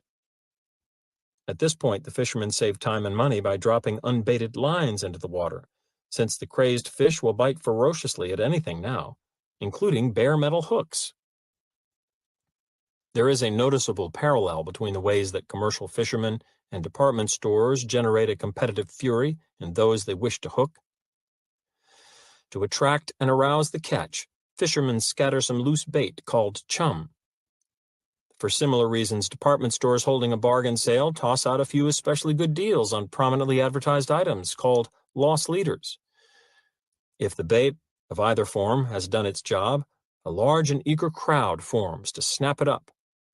Soon, in the rush to score, the group becomes agitated, nearly blinded by the adversarial nature of the situation. Humans and fish alike lose perspective on what they want and begin striking at whatever is being contested. One wonders whether the tuna flapping on a dry deck with only a bare hook in its mouth shares the what hit me bewilderment of the shopper arriving home with only a load of department store bilge. Lest we believe that the competition for limited resources, fever, occurs only in such unsophisticated forms of life as tuna and bargain basement shoppers, we should examine the story behind a remarkable purchase decision made in 1973 by Barry Diller, who was then vice president for primetime programming at the American Broadcasting Company, but who has since been labeled the Miracle Mogul by Time magazine in reference to his remarkable successes as head of Paramount Pictures and the Fox television network. He agreed to pay $3.3 million for a single television showing of the movie The Poseidon Adventure.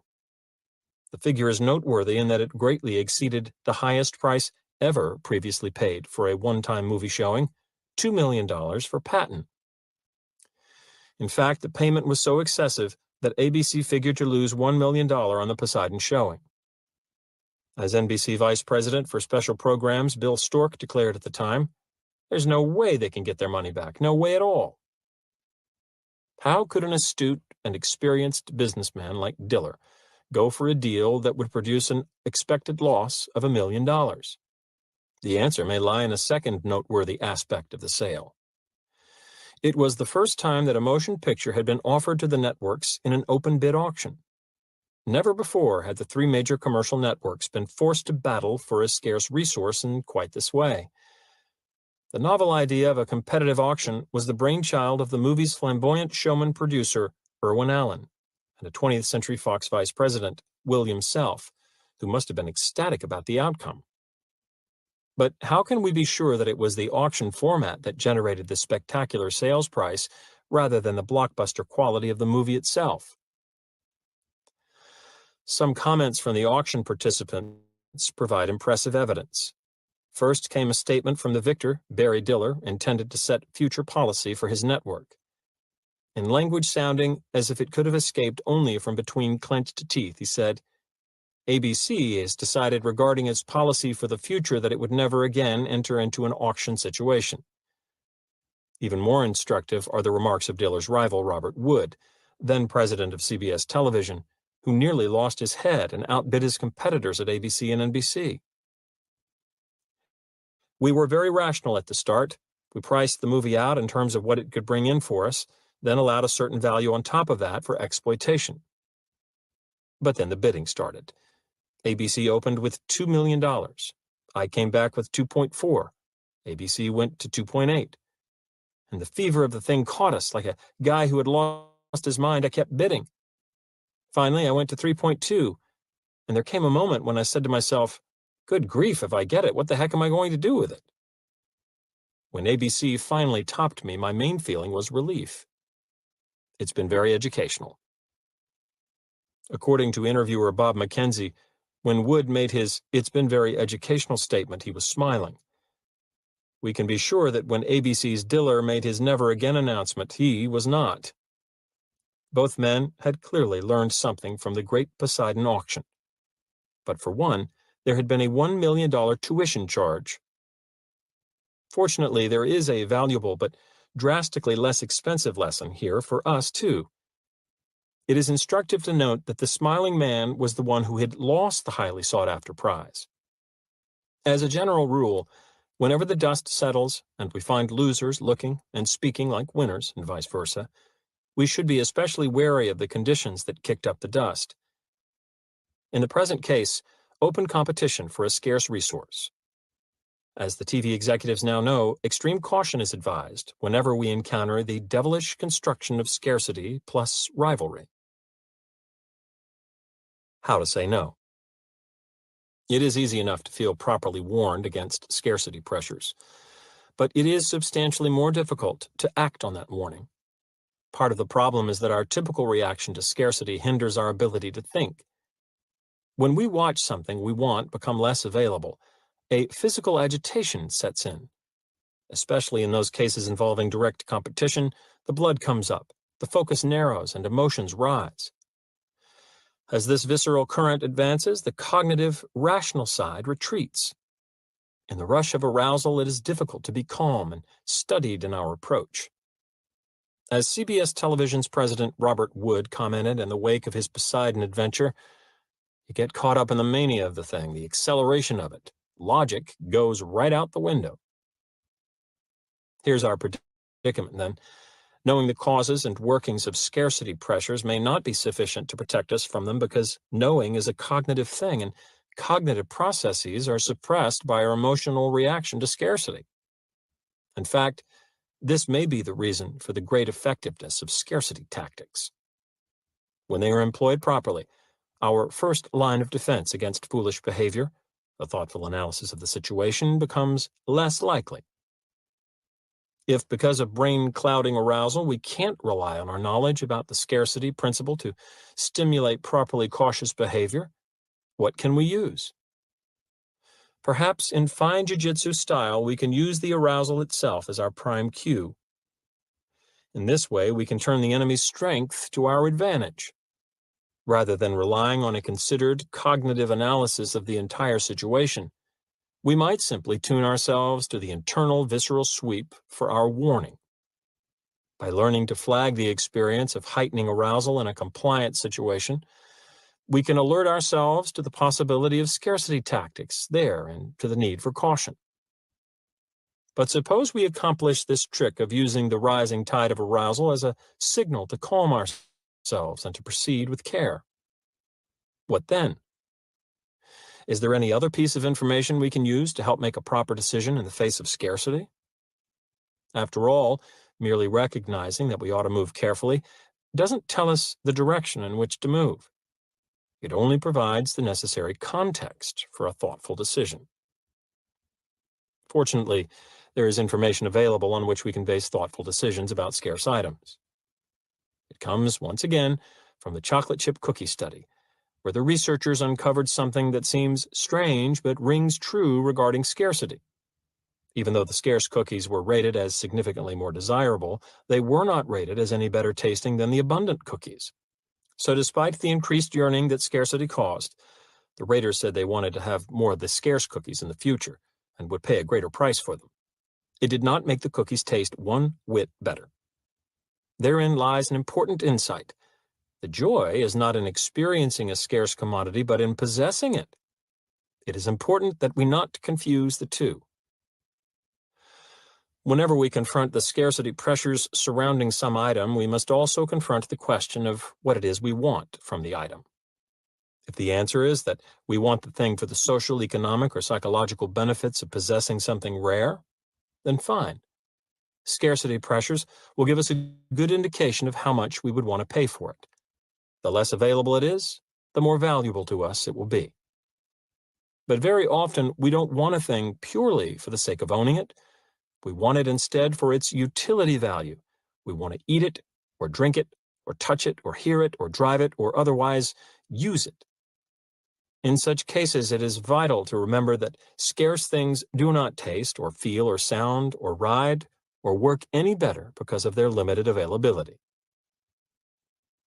Although this is a simple point, it can often escape us when we experience the heightened desirability that scarce items naturally possess. I can cite a family example.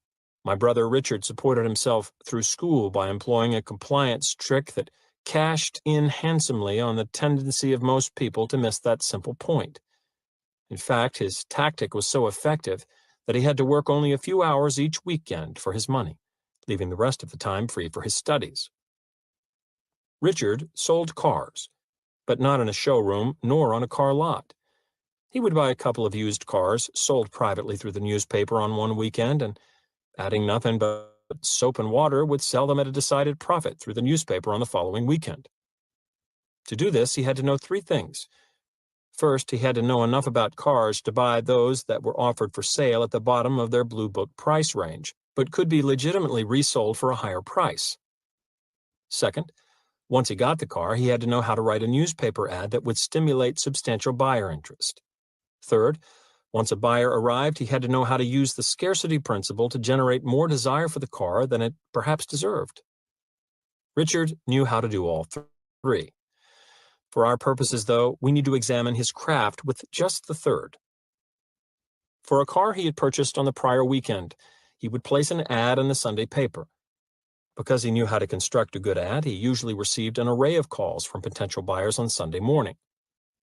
Each prospect who was interested enough to want to see the car was given an appointment time, the same appointment time. So if 6 people were scheduled, they were all scheduled for, say, 2 o'clock that afternoon. This little device of simultaneous scheduling paved the way for later compliance because it created an atmosphere of competition for a limited resource. Typically, the first prospect to arrive would begin a studied examination of the car and would engage in standard car buying behavior, such as pointing out any blemishes or deficiencies, or asking if the price was negotiable. The psychology of the situation changed radically, however, when the second buyer drove up. The availability of the car to either prospect suddenly became limited by the presence of the other. Often the earlier arrival, inadvertently stoking the sense of rivalry, would assert his right to primary consideration. Just a minute now, I was here first. If he didn't assert that right, Richard would do it for him. Addressing the second buyer, Richard would say, "Excuse me, but this other gentleman was here before you. So can I ask you to wait on the other side of the driveway for a few minutes until he's finished looking at the car? Then if he decides he doesn't want it, or if he can't make up his mind, I'll show it to you." Richard claims it was possible to watch the agitation grow on the first buyer's face. His leisurely assessment of the car's pros and cons had suddenly become a now or never, limited time only rush to decision over a contested resource. If he didn't decide for the car, at Richard's asking price, in the next few minutes he might lose it for good to that lurking newcomer over there. For his part, the second buyer would be equally agitated by the combination of rivalry and restricted availability. He would pace on the periphery, visibly straining to get at this now more desirable hunk of metal. Should 2 o'clock appointment number 1 fail to buy or even fail to decide quickly enough, 2 o'clock appointment number 2 was ready to pounce. If these conditions alone were not enough to secure a favorable purchase decision immediately, the trap snapped surely shut as soon as the third 2 o'clock appointment arrived on the scene. According to Richard, stacked-up competition was usually too much for the first prospect to bear. He would end the pressure quickly by either agreeing to Richard's price or by leaving abruptly. In the latter instance, the second arrival would strike at the chance to buy out of a sense of relief, coupled with a new feeling of rivalry with that lurking newcomer over there. All those buyers who contributed to my brother's college education failed to recognize a fundamental fact about their purchases. The increased desire that spurred them to buy had little to do with the merits of the car. That failure of recognition occurred for two reasons. First, the situation Richard arranged for them produced an emotional reaction that made it difficult for them to think straight. Second, as a consequence, they never stopped to think that the reason they wanted the car in the first place was to use it, not merely to have it. And the competition for a scarce resource pressures Richard applied affected only their desire to have the car in the sense of possessing it. Those pressures did not affect the value of the car in terms of the real purpose for which they had wanted it. Should we find ourselves beset by scarcity pressures in a compliance situation, then, our best response would occur in a two-stage sequence. As soon as we feel the tide of emotional arousal that flows from scarcity influences, we should use that rise in arousal as a signal to stop short. Panicky, feverish reactions have no place in wise compliance decisions. We need to calm ourselves and regain a rational perspective. Once that is done, we can move to the second stage by asking ourselves why we want the item under consideration. If the answer is that we want it primarily for the purpose of owning it, then we should use its availability to help gauge how much we want to spend for it. However, if the answer is that we want it primarily for its function, that is, we want something good to drive, drink, eat, etc., then we must remember that the item under consideration will function equally well whether scarce or plentiful.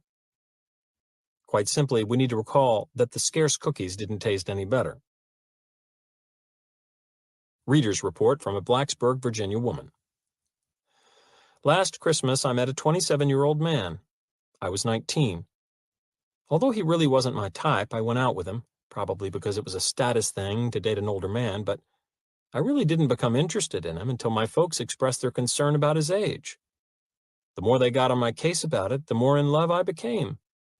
It only lasted 5 months, but this was about 4 months longer than it would have lasted if my parents hadn't said anything. Although Romeo and Juliet have long since passed away, it appears that the Romeo and Juliet effect is alive and well, and making regular appearances in places like Blacksburg, Virginia. Epilogue. Instant influence. Primitive consent for an automatic age. Every day, in every way, I'm getting better. Émile Coué. Every day, in every way, I'm getting busier. Robert Cialdini. Back in the 1960s, a man named Joe Pine hosted a rather remarkable TV talk show that was syndicated from California. The program was made distinctive by Pine's caustic and confrontational style with his guests. For the most part, a collection of exposure-hungry entertainers, would-be celebrities, and representatives of fringe political or social organizations. The host's abrasive approach was designed to provoke his guests into arguments, to fluster them into embarrassing admissions, and generally to make them look foolish. It was not uncommon for Pine to introduce a visitor and launch immediately into an attack on the individual's beliefs, talent, or appearance. Some people claimed that Pine's acid personal style was partially caused by a leg amputation that had embittered him to life. Others said no, that he was just vituperous by nature. One evening, rock musician Frank Zappa was a guest on the show. This was at a time in the 60s when very long hair on men was still unusual and controversial. As soon as Zappa had been introduced and seated, the following exchange occurred. Pine: I guess your long hair makes you a girl. Zappa: I guess your wooden leg makes you a table. Aside from containing what may be my favorite ad-lib, the above dialogue illustrates a fundamental theme of this book. Very often in making a decision about someone or something, we don't use all the relevant available information. We use, instead, only a single highly representative piece of the total. And an isolated piece of information, even though it normally counsels us correctly, can lead us to clearly stupid mistakes. Mistakes that, when exploited by clever others, leave us looking silly, or worse. At the same time, a complicating companion theme has been present throughout this book. Despite the susceptibility to stupid decisions that accompanies a reliance on a single feature of the available data, the pace of modern life demands that we frequently use this shortcut. Recall that early in Chapter 1, our shortcut approach was likened to the automatic responding of lower animals, whose elaborate behavior patterns could be triggered by the presence of a lone stimulus feature. A cheep cheep sound, a shade of red breast feather, or a specific sequence of light flashes. The reason infrahumans must often rely on such solitary stimulus features is their restricted mental capability. Their small brains cannot begin to register and process all the relevant information in their environments. So these species have evolved special sensitivities to certain aspects of the information. Because those selected aspects of information are normally enough to cue a correct response, the system is usually very efficient. Whenever a female turkey hears cheep cheep, click whir, out rolls the proper maternal behavior in a mechanical fashion that conserves much of her limited brain power for dealing with the variety of other situations and choices she must face in her day. We, of course, have vastly more effective brain mechanisms than mother turkeys or any other animal group for that matter. We are unchallenged in the ability to take into account a multitude of relevant facts, and consequently to make good decisions. Indeed, it is this information processing advantage over other species that has helped make us the dominant form of life on the planet. Still, we have our capacity limitations too, and for the sake of efficiency, we must sometimes retreat from the time-consuming, sophisticated, fully informed brand of decision-making to a more automatic, primitive, single-feature type of responding. For instance, in deciding whether to say yes or no to a requester, it is clear that we frequently pay attention to but one piece of the relevant information in the situation. We have been exploring several of the most popular of the single pieces of information that we use to prompt our compliance decisions. They are the most popular prompts precisely because they are the most reliable ones, those that normally point us toward the correct choice. That is why we employ the factors of reciprocation, consistency, social proof, liking, authority, and scarcity so often and so automatically in making our compliance decisions. Each by itself provides a highly reliable cue as to when we will be better off saying yes than no. We are likely to use these lone cues when we don't have the inclination, time, energy, or cognitive resources to undertake a complete analysis of the situation. Where we are rushed, stressed, uncertain, indifferent, distracted, or fatigued, we tend to focus on less of the information available to us. When making decisions under these circumstances, we often revert to the rather primitive but necessary single piece of good evidence approach. All this leads to a jarring insight. With the sophisticated mental apparatus we have used to build world eminence as a species, we have created an environment so complex, fast-paced, and information-laden that we must increasingly deal with it in the fashion of the animals we long ago transcended. John Stuart Mill, the British economist, political thinker, and philosopher of science, died more than 100 years ago. The year of his death, 1873, is important because he is reputed to have been the last man to know everything there was to know in the world. Today, the notion that one of us could be aware of all known facts is only laughable. After eons of slow accumulation, Human knowledge has snowballed into an era of momentum-fed, multiplicative, monstrous expansion. We now live in a world where most of the information is less than 15 years old. In certain fields of science alone, for example, physics, knowledge is said to double every 8 years. And the scientific information explosion is not limited to such arcane arenas as molecular chemistry or quantum physics, but extends to everyday areas of knowledge where we strive to keep ourselves current: health, child development, nutrition, and the like. What's more, this rapid growth is likely to continue since 90% of all scientists who have ever lived are working today. Apart from the streaking advance of science, things are quickly changing much closer to home. In his book, Future Shock, Alvin Toffler provided early documentation of the unprecedented and increasing rapidity of modern daily life. We travel more and faster. We relocate more frequently to new residences, which are built and torn down more quickly. We contact more people and have shorter relationships with them. In the supermarket, car showroom, and shopping mall, we are faced with an array of choices among styles and products that were unheard of the previous year and may well be obsolete or forgotten by the next.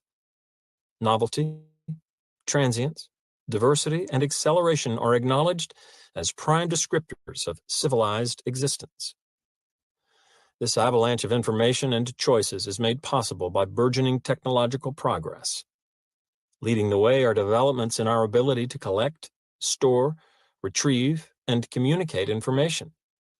At first, the fruits of such advances were limited to large organizations, government agencies, or powerful corporations. For example, speaking as chairman of Citicorp, Walter Wriston could say of his company, "We have tied together a database in the world that is capable of telling almost anyone in the world almost anything immediately." But now, with further developments in telecommunication and computer technology, access to such staggering amounts of information is falling within the reach of individual citizens. Extensive cable and satellite television systems provide one route for that information into the average home.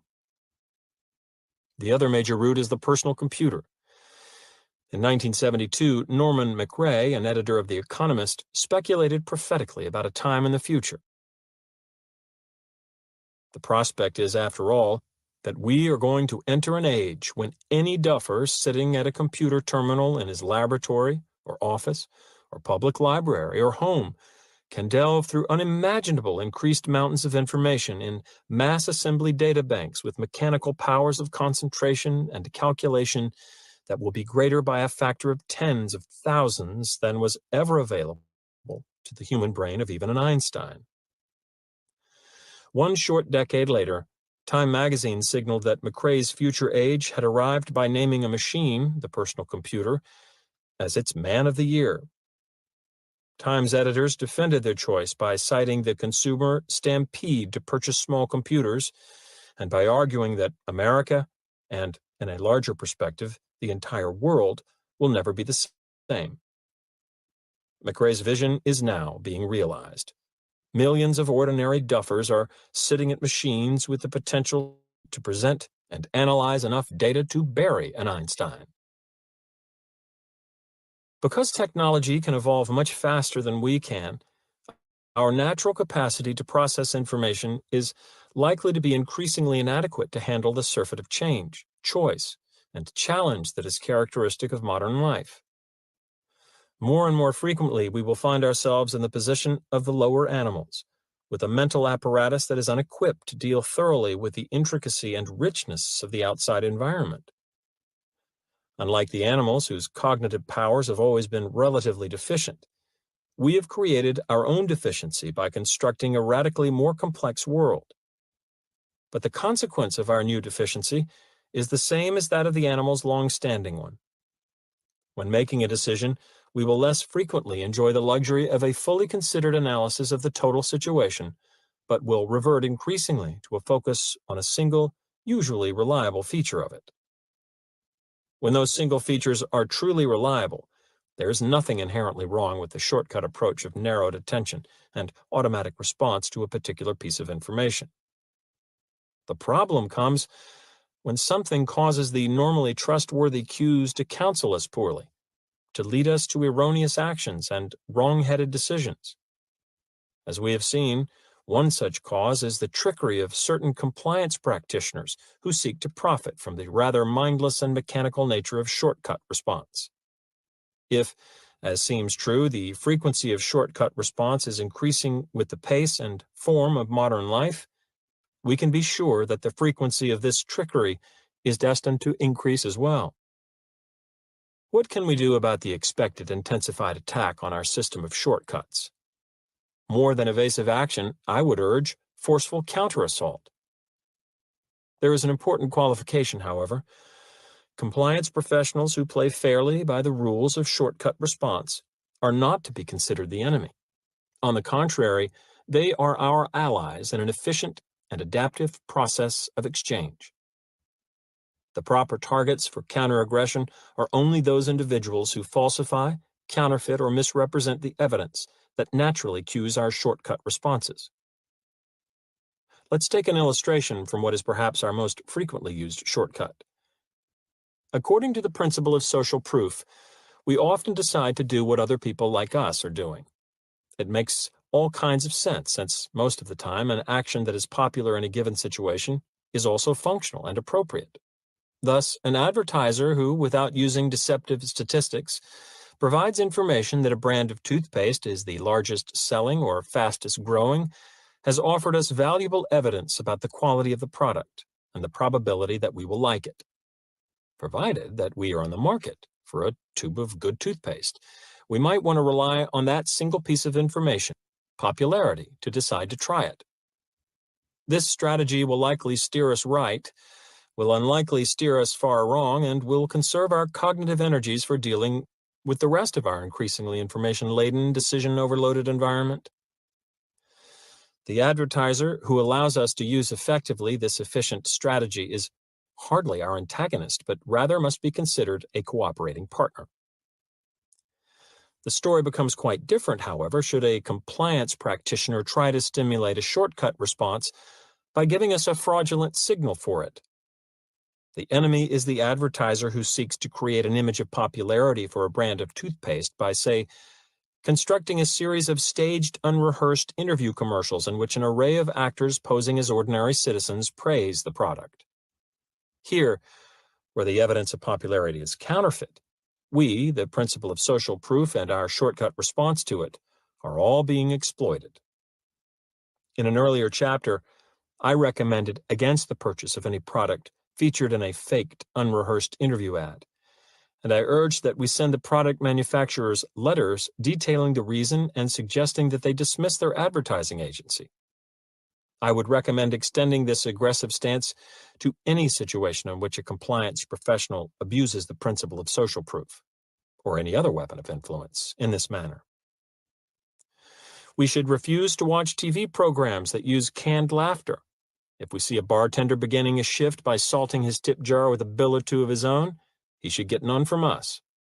If after waiting in line outside a nightclub, we discover from the amount of available space that the wait was designed to impress passers-by with false evidence of the club's popularity, we should leave immediately and announce our reason to those still in line. In short, we should be willing to use boycott, threat, confrontation, censure, tirade, nearly anything to retaliate. I don't consider myself pugnacious by nature, but I actively advocate such belligerent actions because, in a way, I am at war with the exploiters. We all are. It is important to recognize, however, that their motive for profit is not the cause for hostilities. That motive, after all, is something we each share to an extent. The real treachery and the thing we cannot tolerate is any attempt to make their profit in a way that threatens the reliability of our shortcuts.